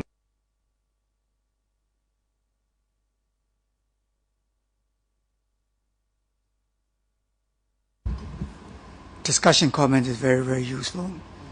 There's link, the institutional link, starting with the 9 institutes. Who established it? How is it established? Where does the funding comes from? Or is it just voluntary by the 9? So how was it formed? Who was behind it? Where's the money coming from? Who manages it? I think we got the chairman, Professor Vitaya is here. We start with a few people set together and try to think about how we can work together with 9 institutes. We got quite independent work for each institute. Like Energy Research Institute, they try to work on the research on the energy base. And also for the environmental, we got to focus group on climate change and disaster management, also hazardous waste management, based on the science and technologies, and how we can convey all the knowledge and experience to the societies. We also have the social research institute. How can we work together? That it's just come up with we just sit together and just think about how we bring up all the researchers to work together. We have no research funding at the moment. We have no support from the university. Just a little money from university that they just give us for the meeting, just for the food and also some coffee break, just bring up all together and sit down and think together. That's it at the moment. But we try to convince the president and also the vice president to let up some funding and also some research focus together. And actually, our university we have research cluster.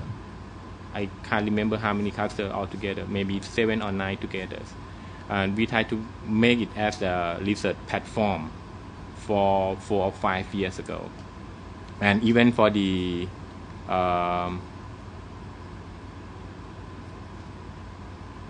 for the other university, now we also have the network for the research cluster altogether, about 7 clusters together. But even now, we started for a couple years ago. Even now, we still stuck with the funding from the government, and it cannot be the platform. I mean, every people from the different discipline, they try to think on the track that they have been experiences. Sure. They cannot integrate with the other people. That's the main problem. That how all the way that we can share together and bring up with the multidisciplinary research or even transdisciplinary research. That I think it should be the new challenge for the university faculty members to work together. It's a challenge in every university throughout the world. To have faculty works together, to have institutional support for multidisciplinary and transdisciplinary research. It's always university faculties everywhere in the world strive for excellence, get a Nobel Prize for some. And by doing that, they have to be extremely focused. That will continue to be. I think from what I'm beginning to hear last time, this time, I think you have started a process.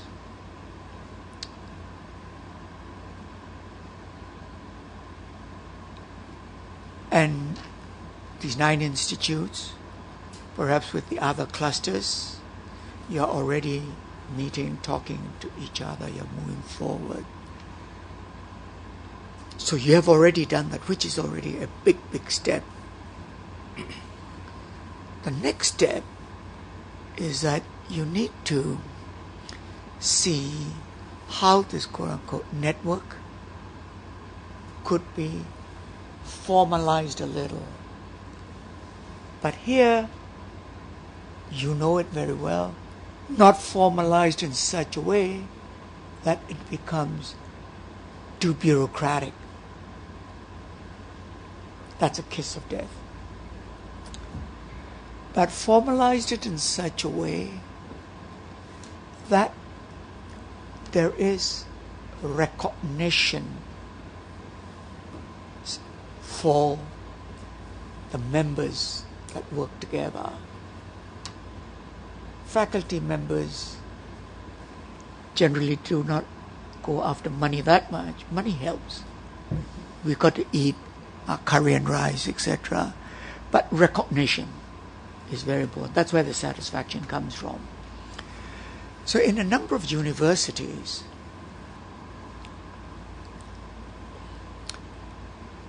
straight after before the Earth Summit in 1992, I got to know some people there at Harvard.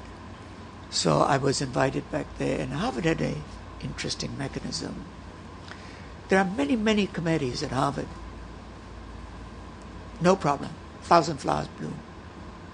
But with the consensus of faculty members, with an emerging issues, the 1992 Earth Summit, etc., they can form a president committee by the president, These are very few. So they start up a president committee for the environment, 21, 22, and they were from astronomy to zoology and everything in between, one for faculty. There was some money. To be a president committee, the president got to put in some money. In the case of Harvard, at this one, $1 million. But with that $1 million, the committee went out. They immediately raised $2 million as a leverage because of this. So with that, they then began to think about how they can interact and work with each other better. And no bureaucracy. Once a month, this group gets together, etc.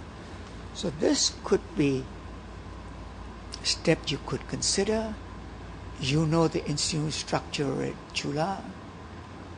The time here now is so good, the next 100 years. Is there some way in which, with the name and authority of the president, and say a president committee on sustainability, president committee on something, a president committee for the future, something like that you work in, where the interest of the 9 plus the cluster can be represented. Give it the recognition. It's very important. Immediately you bring up the stature, then the other faculty member, oh, I like to be part of it. Second step is then collectively, how can you identify 3 or 4 multi-year programs, not project, programs, where there is a certain theme, come back to my favorite, let's say energy, low carbon, renewable, sustainable energy. A multi-year program 1 year. But in that energy program, you're not only looking at just fossil fuel, the production part, but you look at the economics part, you look at the social part, you look at the cultural part. So get a group of faculty members, multidisciplinary group faculty, that will contribute to this one on energy. Another one could be on something else, 3 or 4. And my experience, I find in that after all the theory of all the things that's it, and we can have the mandate from the General Assembly, mandate from 190 countries. Mandate don't really make people work. So how can you again, first give it the recognition, secondly identify areas of common interest, can work together for a couple of years. Once you get these structures as institute structures available, funding, including outside funding, becomes a bit easier if it's needed. I think this is very, very interesting point now being exchanged with our audience who also coming from within Chula and also outside Chula. We can come back to this issue again. I think the core of the challenge is that we, at one level, we are aware that we have to move to the future, which is not the one that we have been familiar. But we are stuck, we are trapped, we are stuck with our familiarities, our organizational traps, our style, our, maybe you use the word specialization, which is very important, but maybe needed to be contextualized in a new context of challenge. if I bring this issue in front of us again, because we also ask some friends who are familiar with issues like transboundary river like Mekong, Ajahn Vithoon, maybe you can join along the way.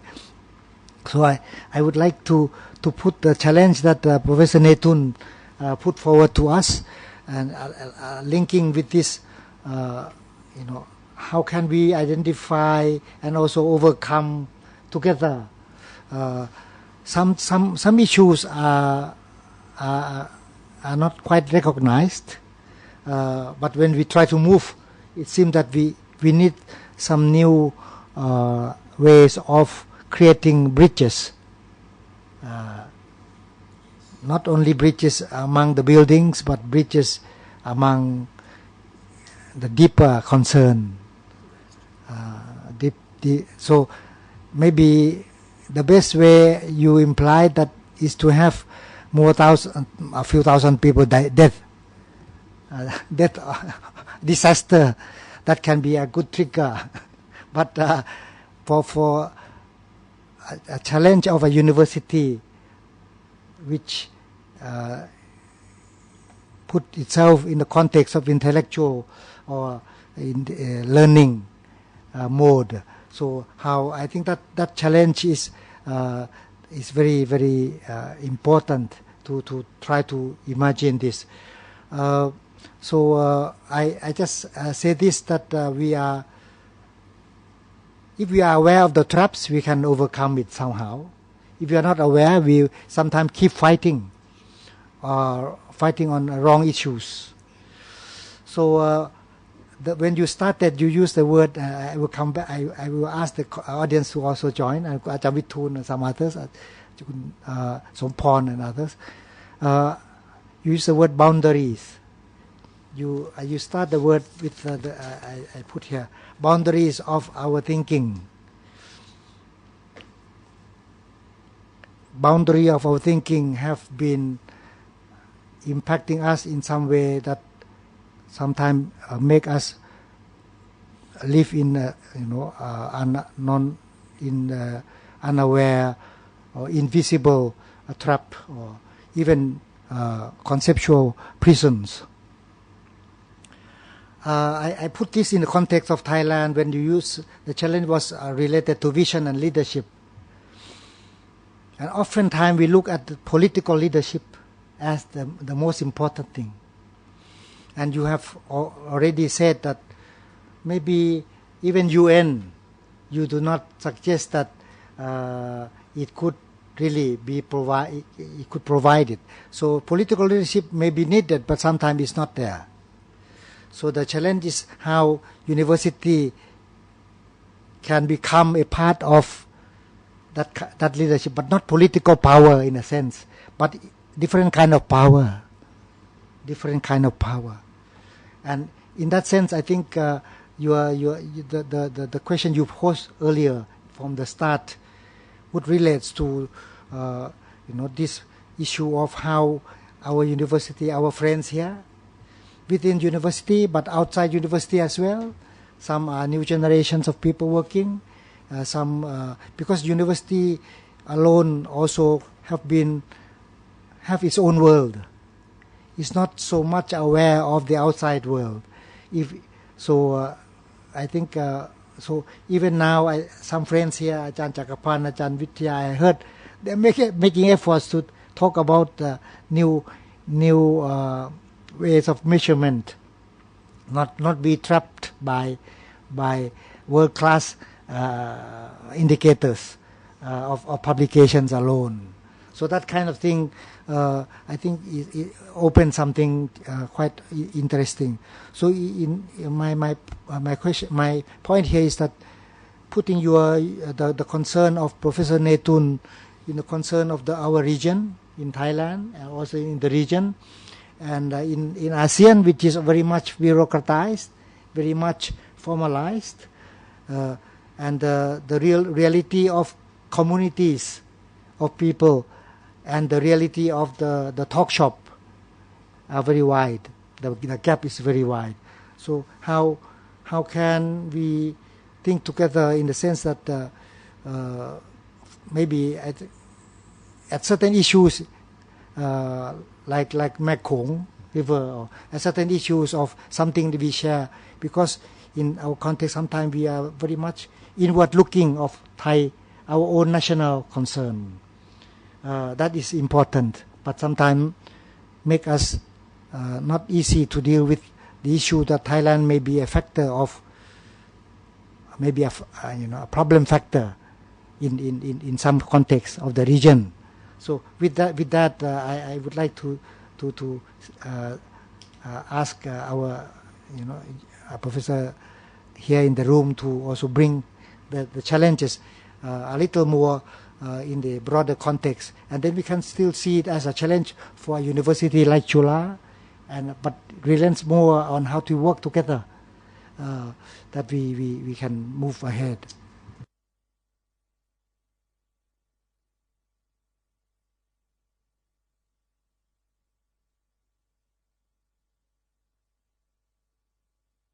Tawitun has been working 10 years at Mekong River Commission, and another 10 years with forestry and resource conflict in Asia. Okay, thank you, Kapajan. Well, good morning, and thank you for having me this morning. I was just told yesterday afternoon, and I happen to be available and can make it. So thank you for this. I think what I would like to share, based on Professor Netun's presentation, is that I have a few observations and comments, and after that, if time allows, and I can talk a bit about the Mekong and all the issues concerning, hydropower and other clean energy issues. The first observation I have got is that given the UN, the ASEAN, whatsoever, that you presented, I think what is still missing from what I observe is the linkage from that level down to the national and local context. I think it's very easy to just, outline all the good things up there, but I think in many countries often when you want to apply those good ideas down to the national and local context, often there are a lot of problems and a lot of issues, a lot of conflicts. I can give one example. In one of your slides, you talk about national park in the U.S. that was set up in 1851. And because, actually, just a bit of my background, I graduated from Chula, from Faculty of Political Science. I got my first degree in social and anthropology, but I was sent to Michigan to study forestry. I got a PhD in forestry from a temperate forest. Okay, so what I'm trying to say here is that when I came back from Michigan, I started working with a regional training center at Kasetsat University, and I was there for 11 years. I had a lot of interaction with professors from the Faculty of Forestry at Kasetsat, and at that time, when we look at national park issue 30, 40 years back, the early batch of professors was sent to the U.S. to study forestry. And it came back with the idea of setting up national parks and conservation areas. It has been for many, many years now, 40, 50 years, but still, there are a lot of problems with local people, national park conservation. What I'm saying here is that actually, this is not from me. It was a criticism from, later on a professor, also from that faculty, that because those professors just adopted ideas from, the U.S. without adapting it to our context. That's why we have a lot of conflicts on the ground. And I'll tell you, at the Faculty of Forestry, like I said, they have the so-called Indian Night or Indian Day. Every year, they'll have a party among, students. They call Indian Night. And I asked, why Indian Night? They got the idea to Indian in the U.S., but not Indian from India. And I questioned, why not Karen? Why not Karen Night? Why Indian Night? and you can see that, the whole faculty at the time was influenced by, Western thinking. And when we look at the issues, again, we use the term forest, and we are forgetting about there are many different types of forests. In Europe, in the US, most of forests are their temperate forests. As compared to tropical forests, the biodiversity issues is a lot more here. In Myanmar, in Laos, in Cameroon, Vietnam, there's a lot more biodiversity here as compared to temperate forests. The temperate forests, pine forests, mixed deciduous forests, all those things, they're all different.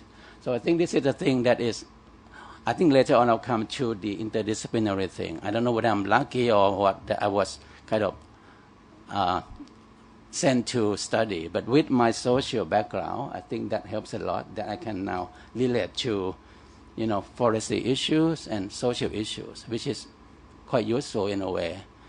So that is one observation, that the linkage from the international level down to national context, I think that is very important, that, when it comes to having new policies, if you look into the futures, the energy issues whatsoever in the future, I think we have to link to our context.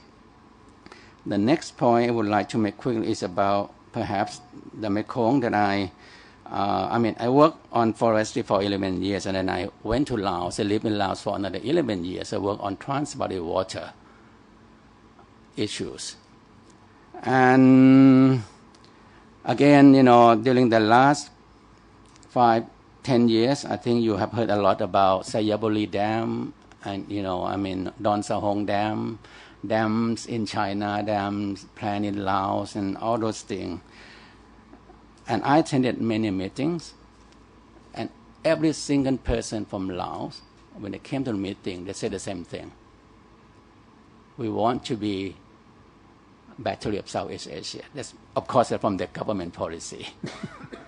Now the question is, well, the argument is that hydropower is that clean energy? It is. As compared to coal, as compared to fossil. That's their argument. And they want to be out of the list of least developed by 2020. And this is the way they can manage to get national revenue increase from selling electricity to the region. So, again, this is related to many factors that we have to look at. It's not just, looking at clean energy and then going to the future without really looking at the national context. I think somehow different countries have different agenda and different problems, and I don't know how to solve that problem. I'm just sharing, my experience to the meeting here, that when come to this kind of thing, there are a lot of issues to think about, and that is related to, I think, Kun Chun Chom question on the educational system as well. I actually had that in mind, that how universities, let's say Chula, can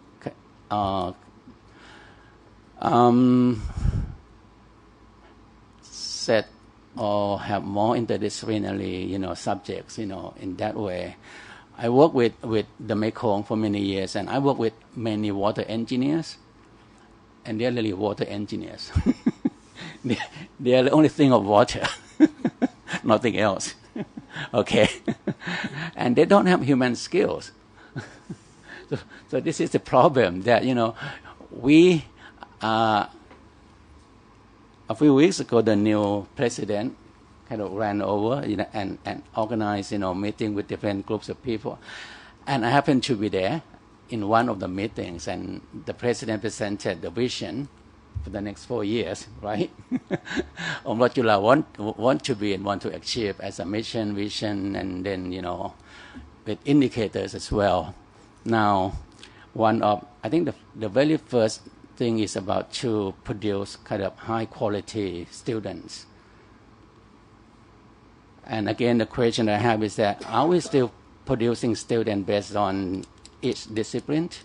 You have economics, you have engineer, you have medicine, you have, whatsoever, 19 faculties. Is that the way that we are still doing, or, is there another way that we can kind of have more interdisciplinary or more interaction among students and faculties? So I'm going this very quickly, so I'll just throw this to the floor. If you have any reaction, I'll be very happy to discuss more. Thank you.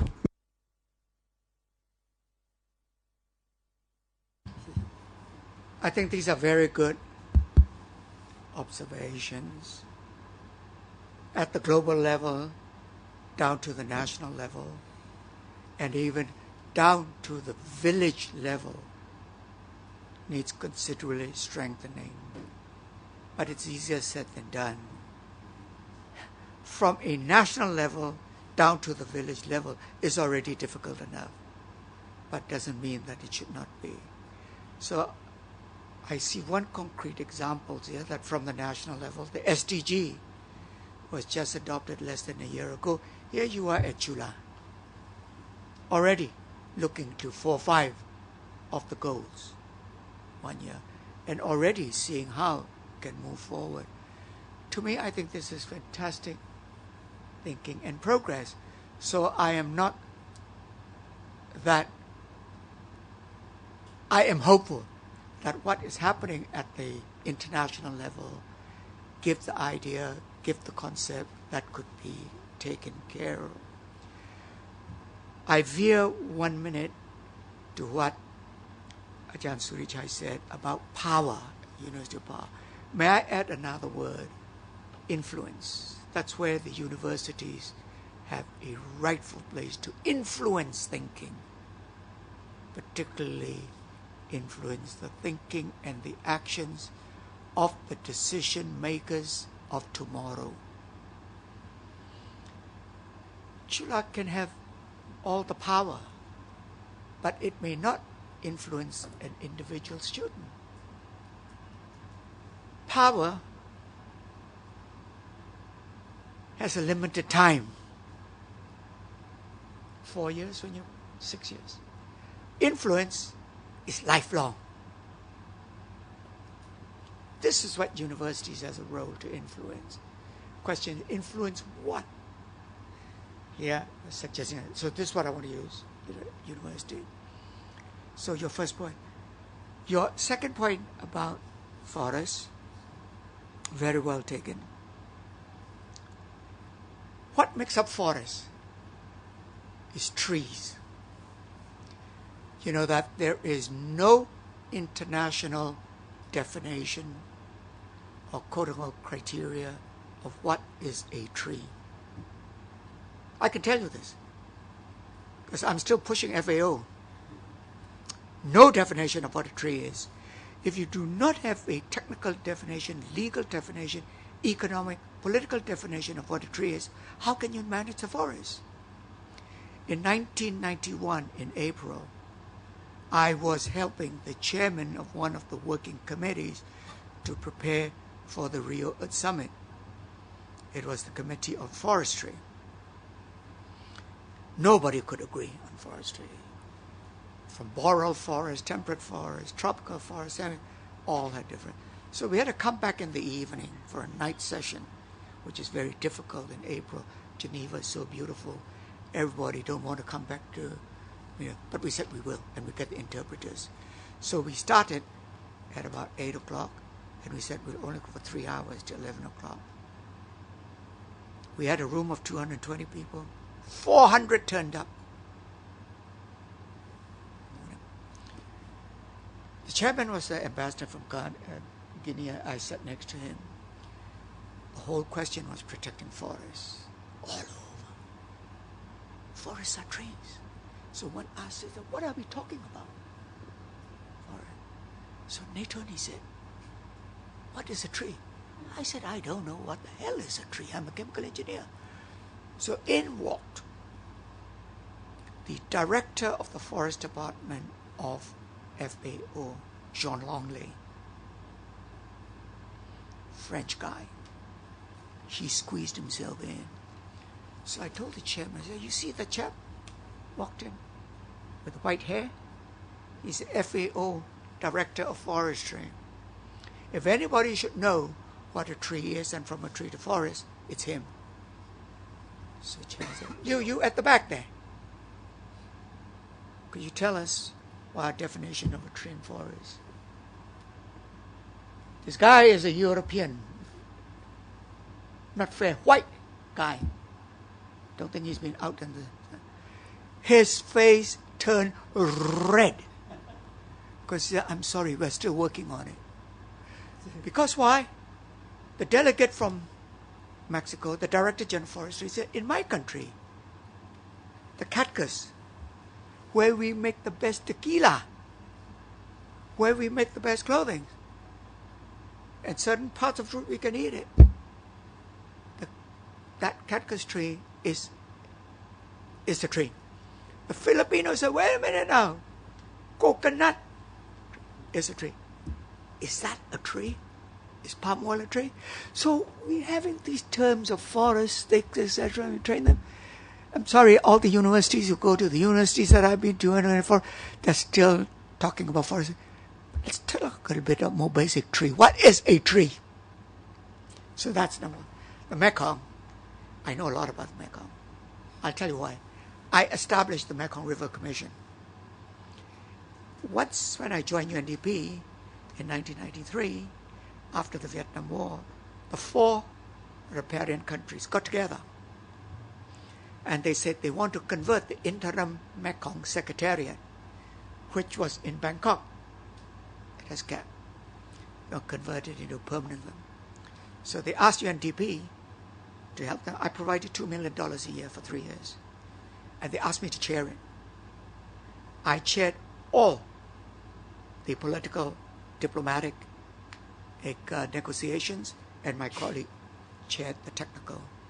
And when it was finished, to agree to set up the Mekong River Commission and move the interim secretariat to one of the countries. The first country was Cambodia.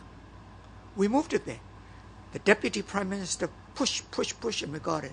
And after 5 years there, it moved on to Vientiane.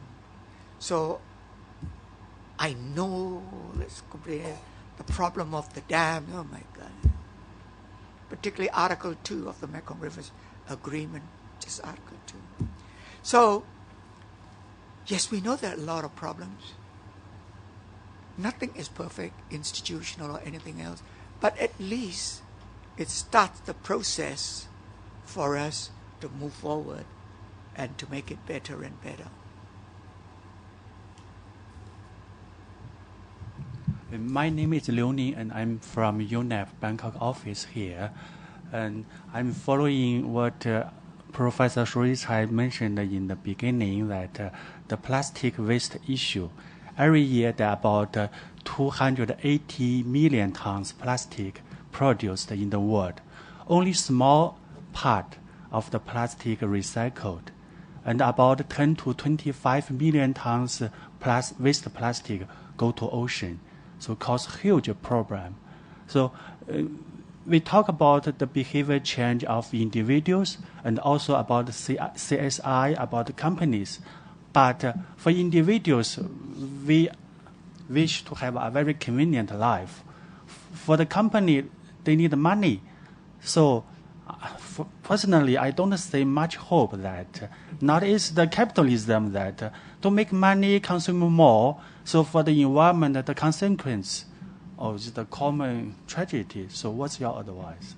Is that you're with the UNEP regional office? Yes. Isabel? Yes. You know that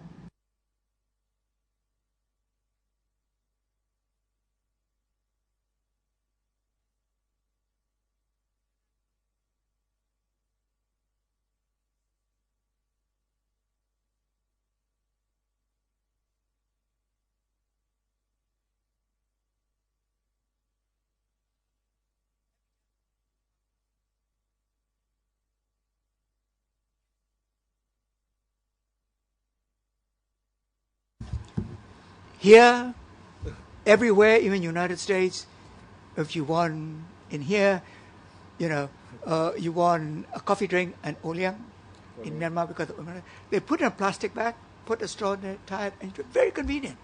And it is, quote unquote, pretty safe. So changing behavior, changing lifestyles would be difficult. Would be difficult with existing technology, manufacturing. The challenge is that UNEP has been trying for 25 years. Before the Bangkok office, I established the Paris office, Industry and Environment office. I established that office. I was in Paris for 8 years. Since then, we've been working with the Dow Chemicals, with so on and so forth. Make a plastic, please, that is environmental friendly and disposable. So let's use science and technology to make it disposable. So you use it, continue to use it. But after you use it, it can be disposable. Then we don't have all the millions and millions of tons of plastics in the oceans, etc., etc. So I think this is where the innovation, the technology, etc., got to come in for it then. So don't feel hopeless. Be very hopeful. Whoever can market, whoever can invent and make a safe and disposable plastic will become the Bill Gates of tomorrow and will become a billionaire.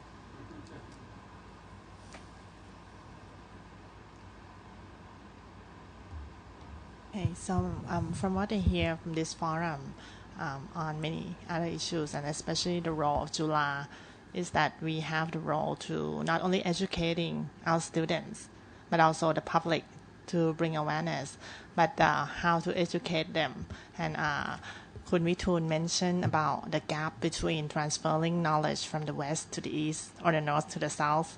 And I also would like to mention that there's also like a generation gap, transferring the knowledge from the older generation who graduated maybe from the US back in 1960s and 50s, but are teaching us now. So we see a lot of examples in the environment where we have like professors who talk about conventional energy technologies that are efficient, that are most effective and will bring stability to the system, and they completely reject renewable energy technologies.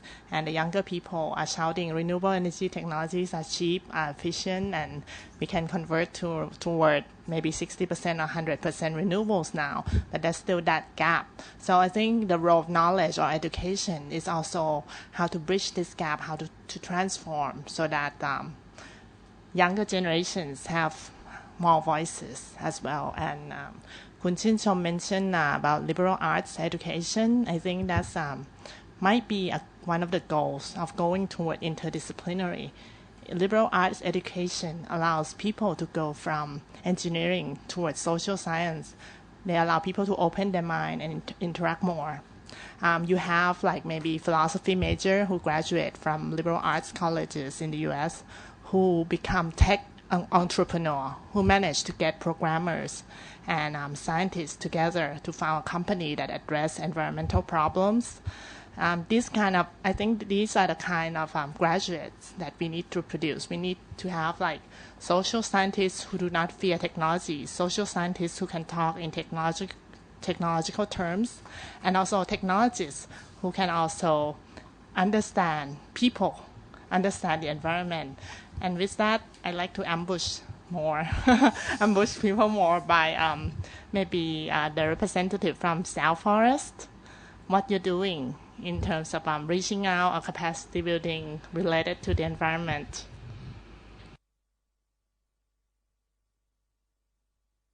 Hello everyone, my name is Goranit from a company called South Forest, and maybe some of you haven't heard about South Forest yet, and we call ourselves the first sustainable business accelerator in Thailand. And what we do is doing research to nowadays we are talking about sustainability, but then it's come like we are a lack of data and information.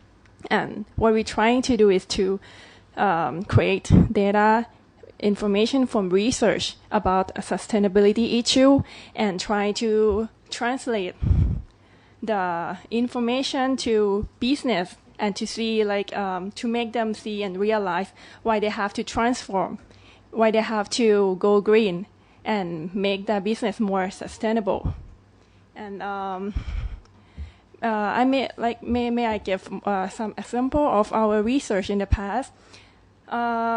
We do research about sustainable supply chain on maize in Nan province, and we do research in mapping out the supply chain of shrimp feed in Songkhla, and lately we do research in ethical consumption, seafood consumption, and we're trying to talk to the wider public, especially for urban people, to realize the problem of an environmental problem and make them see how they should change their lifestyle also. And that's what we're trying to do, and trying to make people realize the importance of sustainability. Sal forest. Sal, S-A-L, is a tree. So, yes. A tree where the Buddha became enlightened? Yes. In India. ต้นสาระค่ะ I just want to add one thing here when talk about kind of revisiting the curriculum. One example is from Kasetsat University, the Faculty of Forestry, that normally they have majors on silviculture, forest mensuration, forest ecology, things like that. But it's only like about 20 years ago, they started a new program on social forestry. And when they got started, at that time, many professors did not like it. They actually rejected that. Those trained in very, I call hardcore forestry.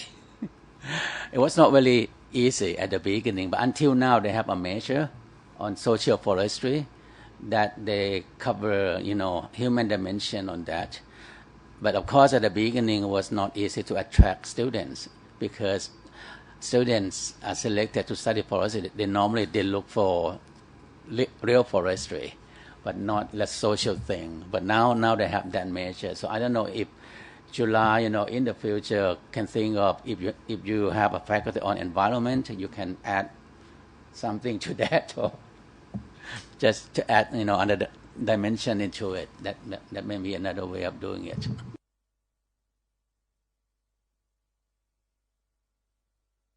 So I'd like to add to the point about thinking across disciplines too. I feel, speaking from my own experience, I feel the impetus for me reaching out across the discipline was, first came about when I saw the limits of that particular discipline, and I feel in order to stop the phenomena of silo thinking, you need to really deconstruct that particular discipline.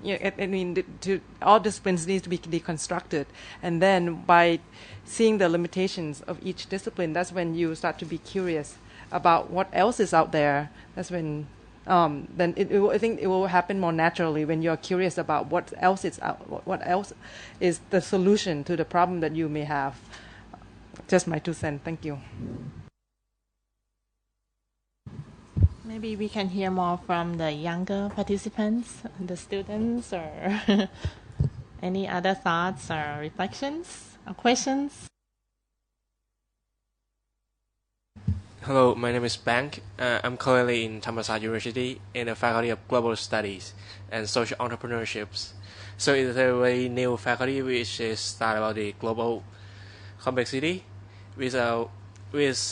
including all of the issues such as human rights, climate change, sustainability, and others. So at Thammasat University, we're trying to create an equitable leadership to think about how we can make a business to solve the global issues. So I think with these ideas, I think Chulalongkorn University might have a new curriculum which is study about the global issues. So in the futures, I think when we learn more about things such as economic, about maybe environment, it need to be integrated. It need to be learned together, not just only study about economic, only about the accounting or anything else. Yes, just. May I add a little bit on this? I graduated from master degree from Sweden, and my master is environmental management, and I was the last, like it's closed after I graduated, because they see that environmental issues, sustainability should be integrated in every discipline. That's why they closed the school. So I don't know if this could be the direction in Thailand, or I don't know.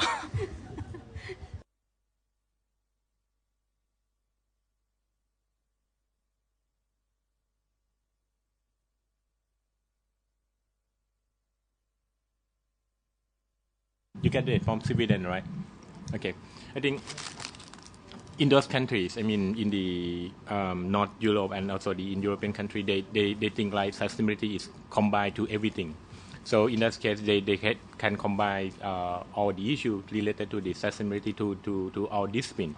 But here in our countries and also in these regions, they just start to think about the sustainability. So that's why we may need some program to raise the issue of sustainability. So perhaps we try to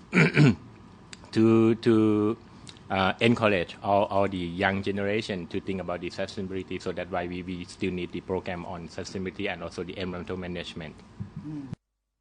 We still need some more time, maybe 10 years or even 20 years for these regions. I would like to add something. I was hoping to get another opportunity, but anyway, let me ambush the... I think, Professor Nathun, you underlined a very important issue about ethics. And sometimes when I look at the world of academics and research and the path dependency that we have in terms of knowledge creation and knowledge dependence, we find that if you look at the Asian cultures, especially spirituality and ethics, we have a much richer understanding of the linkages between human being and the environment. And somehow this gets lost in just one phrase called environmental ethics, which was also, you can say to some extent, a Western formulation. So it is, I think, high time that we start to look into our own culture and start to redefine academia and our disciplines, because in our own culture these things are already interconnected.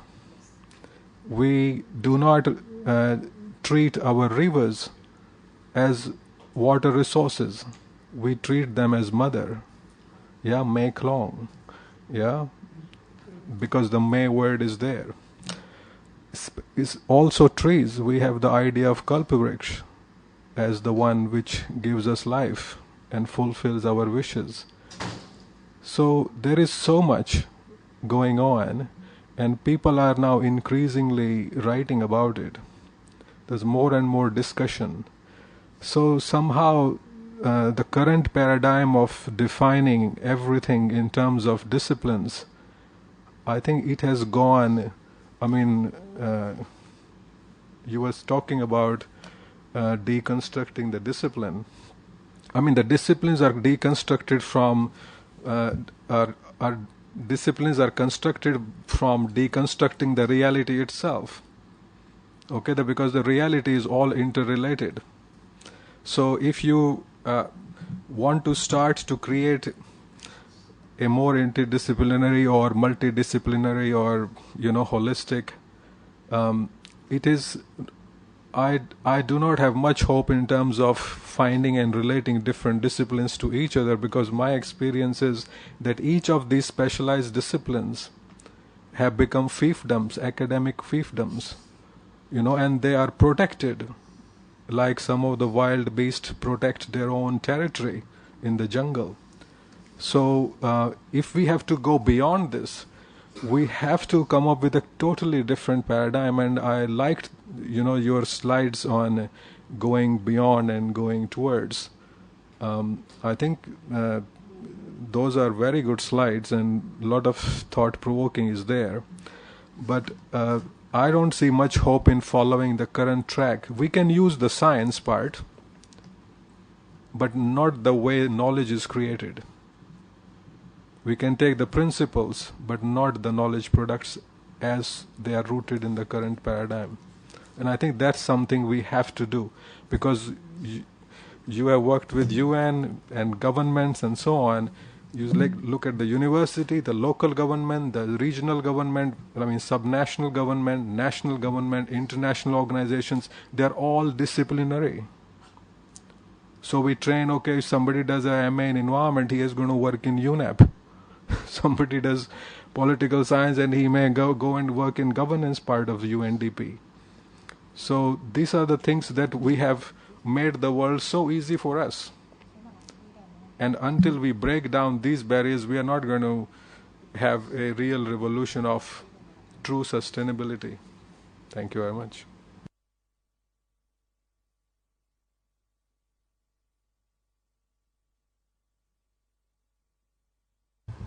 University setting,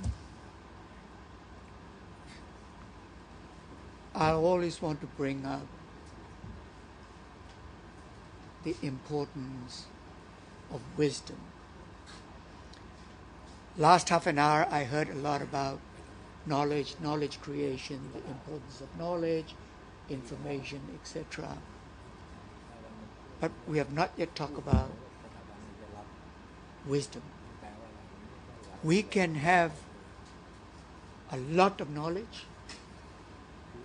Now, with the internet, the search engine, if you type in 1 or 2 words, you can get all the information and all the knowledge you need, and more. It's overflowing. But the test is that although the knowledge is overflowing, but we have not yet used it wisely, the wisdom. And wisdom is something very, very difficult to teach, but there are examples.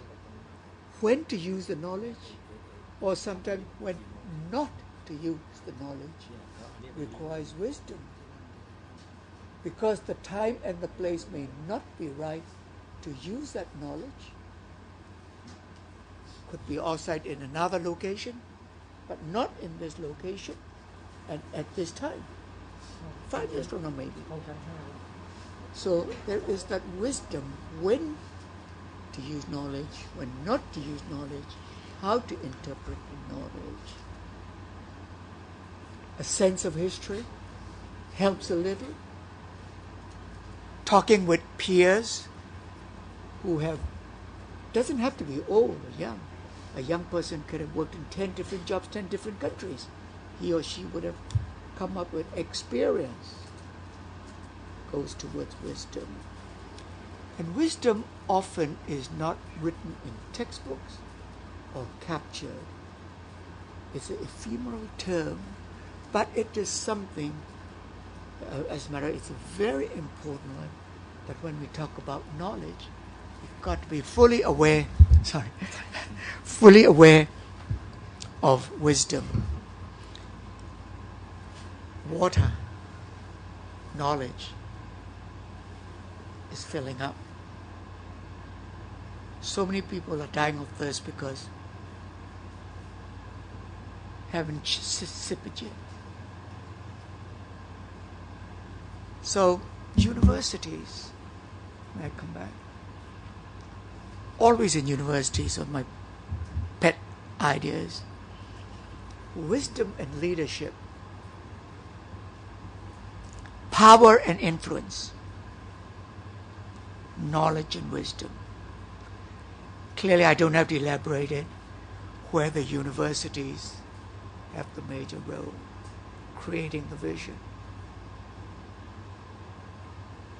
empowering the influence, next generation, and help promote the importance of wisdom to go along with knowledge.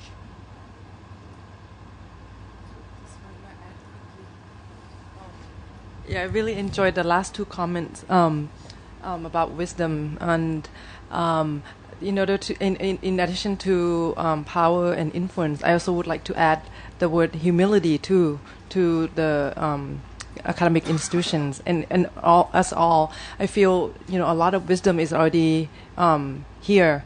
Maybe not in this room. Maybe maybe look further. Maybe beyond institutions. There are a lot of traditional societies that have lived in a way that has integrated all aspects of life together in a way that's harmonious with the environment. If we have the humility to listen to little people, to people who have done right for a long time, perhaps we'll learn some wisdom. And also, I think knowledge and knowledge does not beget wisdom. I feel that wisdom comes from deconstructing knowledge, comes from academic freedom, comes from freedom of thoughts. If there's an opportunity for students, for teachers to discuss and really tease apart, some of the assumptions behind our thoughts, I think that's when we can arrive at wisdom. And I feel, like discussions like this is very helpful. Thank you. It's very good. Ajahn Surichai said that we are close to the time that we should have lunch. So today is like we just open the curtain of the performance, not to close right now, because I think that Professor Netun enlightened our participation today very much. So I have some thought, and this evening Ajahn Chakapan, Ajahn Surichai and I and Professor Netun meet with the President. So maybe the thought that you give us, maybe we can say something to Chulalongkorn. First of all, I learned that Professor Netun start with those who are not aware of history are condemned forever. I only know Jon Snow because I'm come from hell, and epidemiology is a base of something that we learn. So today I know someone like what is it, Thomas Crapper went to the toilet and flush toilet and thinking about your recommendation. Is it my role to thinking about what is the new toilet? Is it the role of the Social Research Institute or the role of the Environmental Research Institute? Maybe not.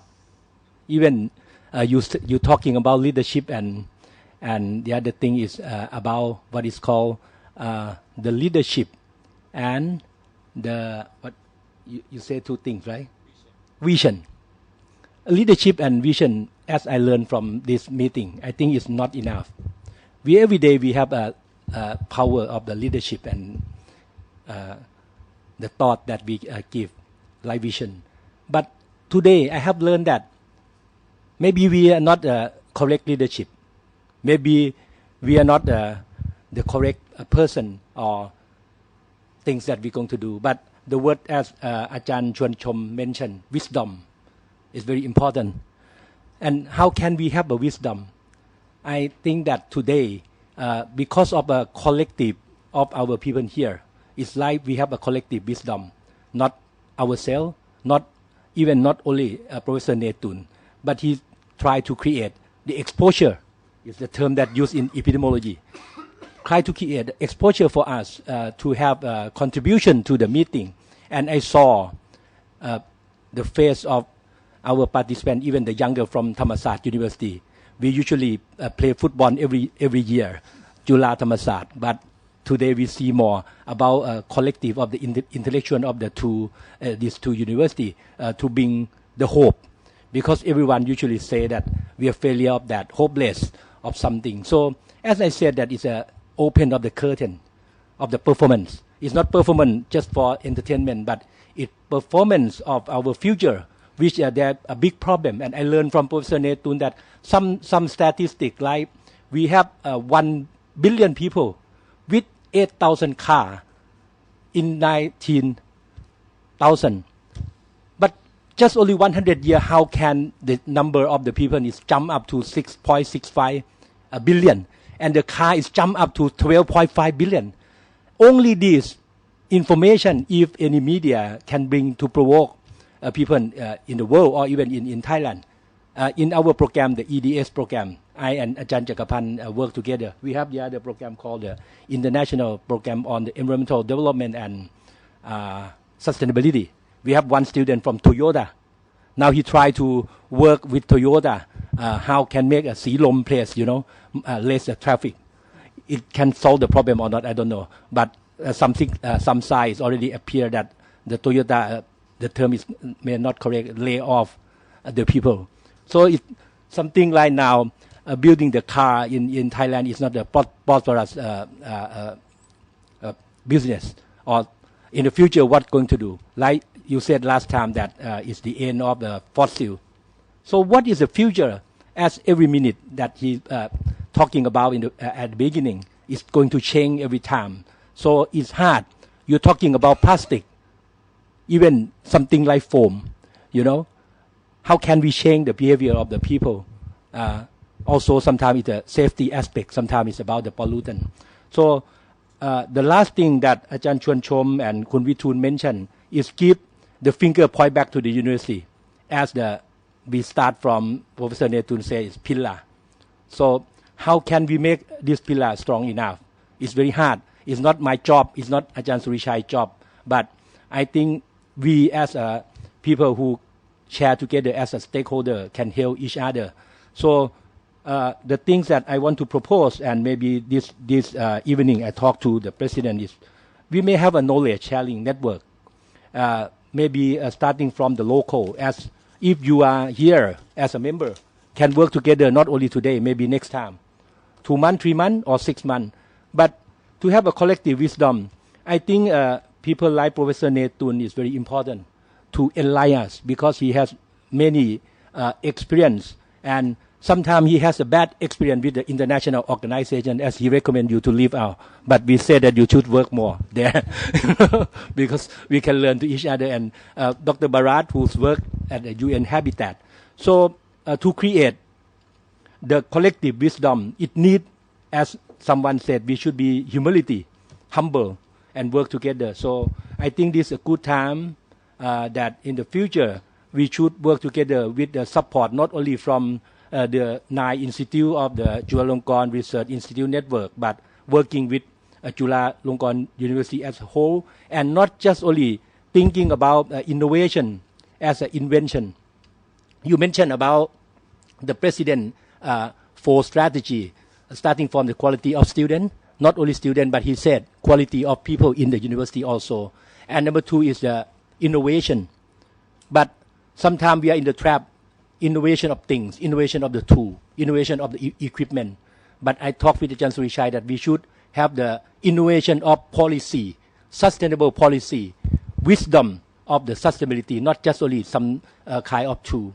And number 3, number 4 of the president's strategy is a national recognition and the international recognition. And last period, I don't want to say that last period, we are moving to the competition of the world rank.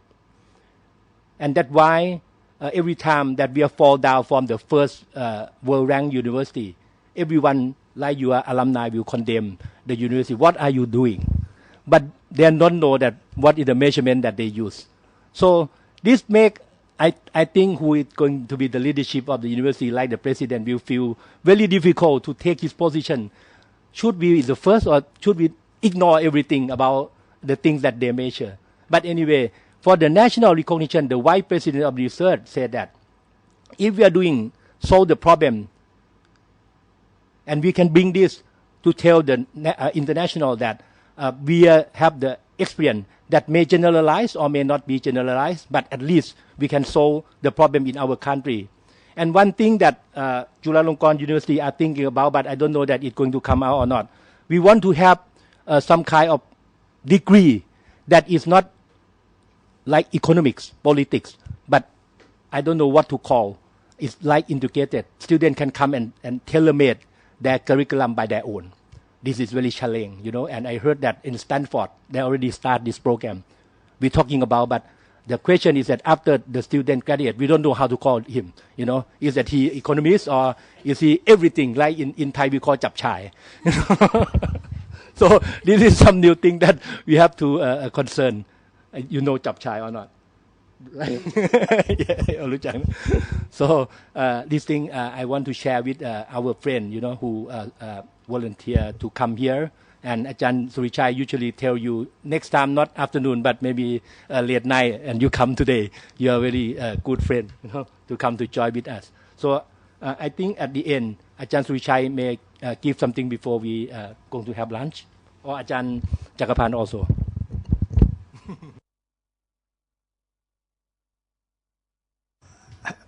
I'll just say a word of gratitude on behalf of our friends in this room, younger friends.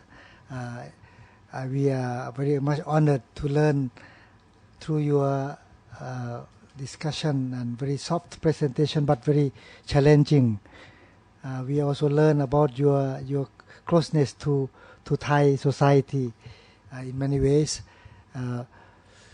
I think one word used in your slide, which also gets through all the message, is that the word transformation or transformational or transformative.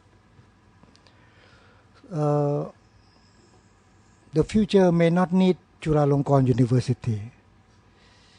The future may not need us if we do not look into the challenges. So we cannot take it for granted that everything, including ourselves, should stay the same. And I think you have already mentioned this. But when we talk of systems, we treat it as like it has its own mind. In fact, systems also pose certain challenge for us. Where is the control system of the universe system, or of the society, or ASEAN, so to speak.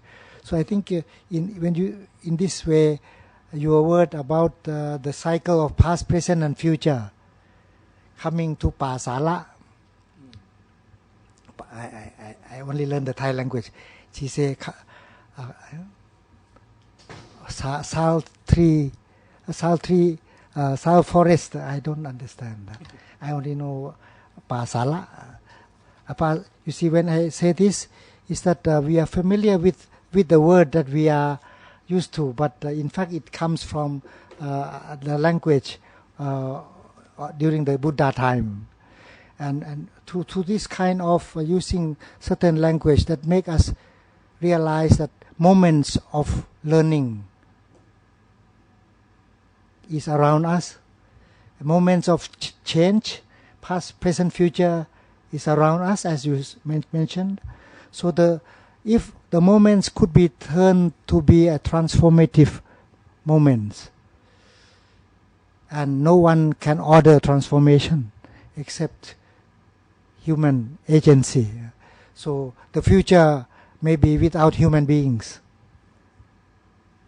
Even us. So in that sense, I just say at the end that your word about transformative moments, so to speak, has opened up a new possibility of us to discuss more, and maybe looking forward with all this challenge, we can look into how to have more bridges or more exchange with friends also through you, maybe hopefully with people in ASEAN, in Myanmar, and in our neighboring countries as well.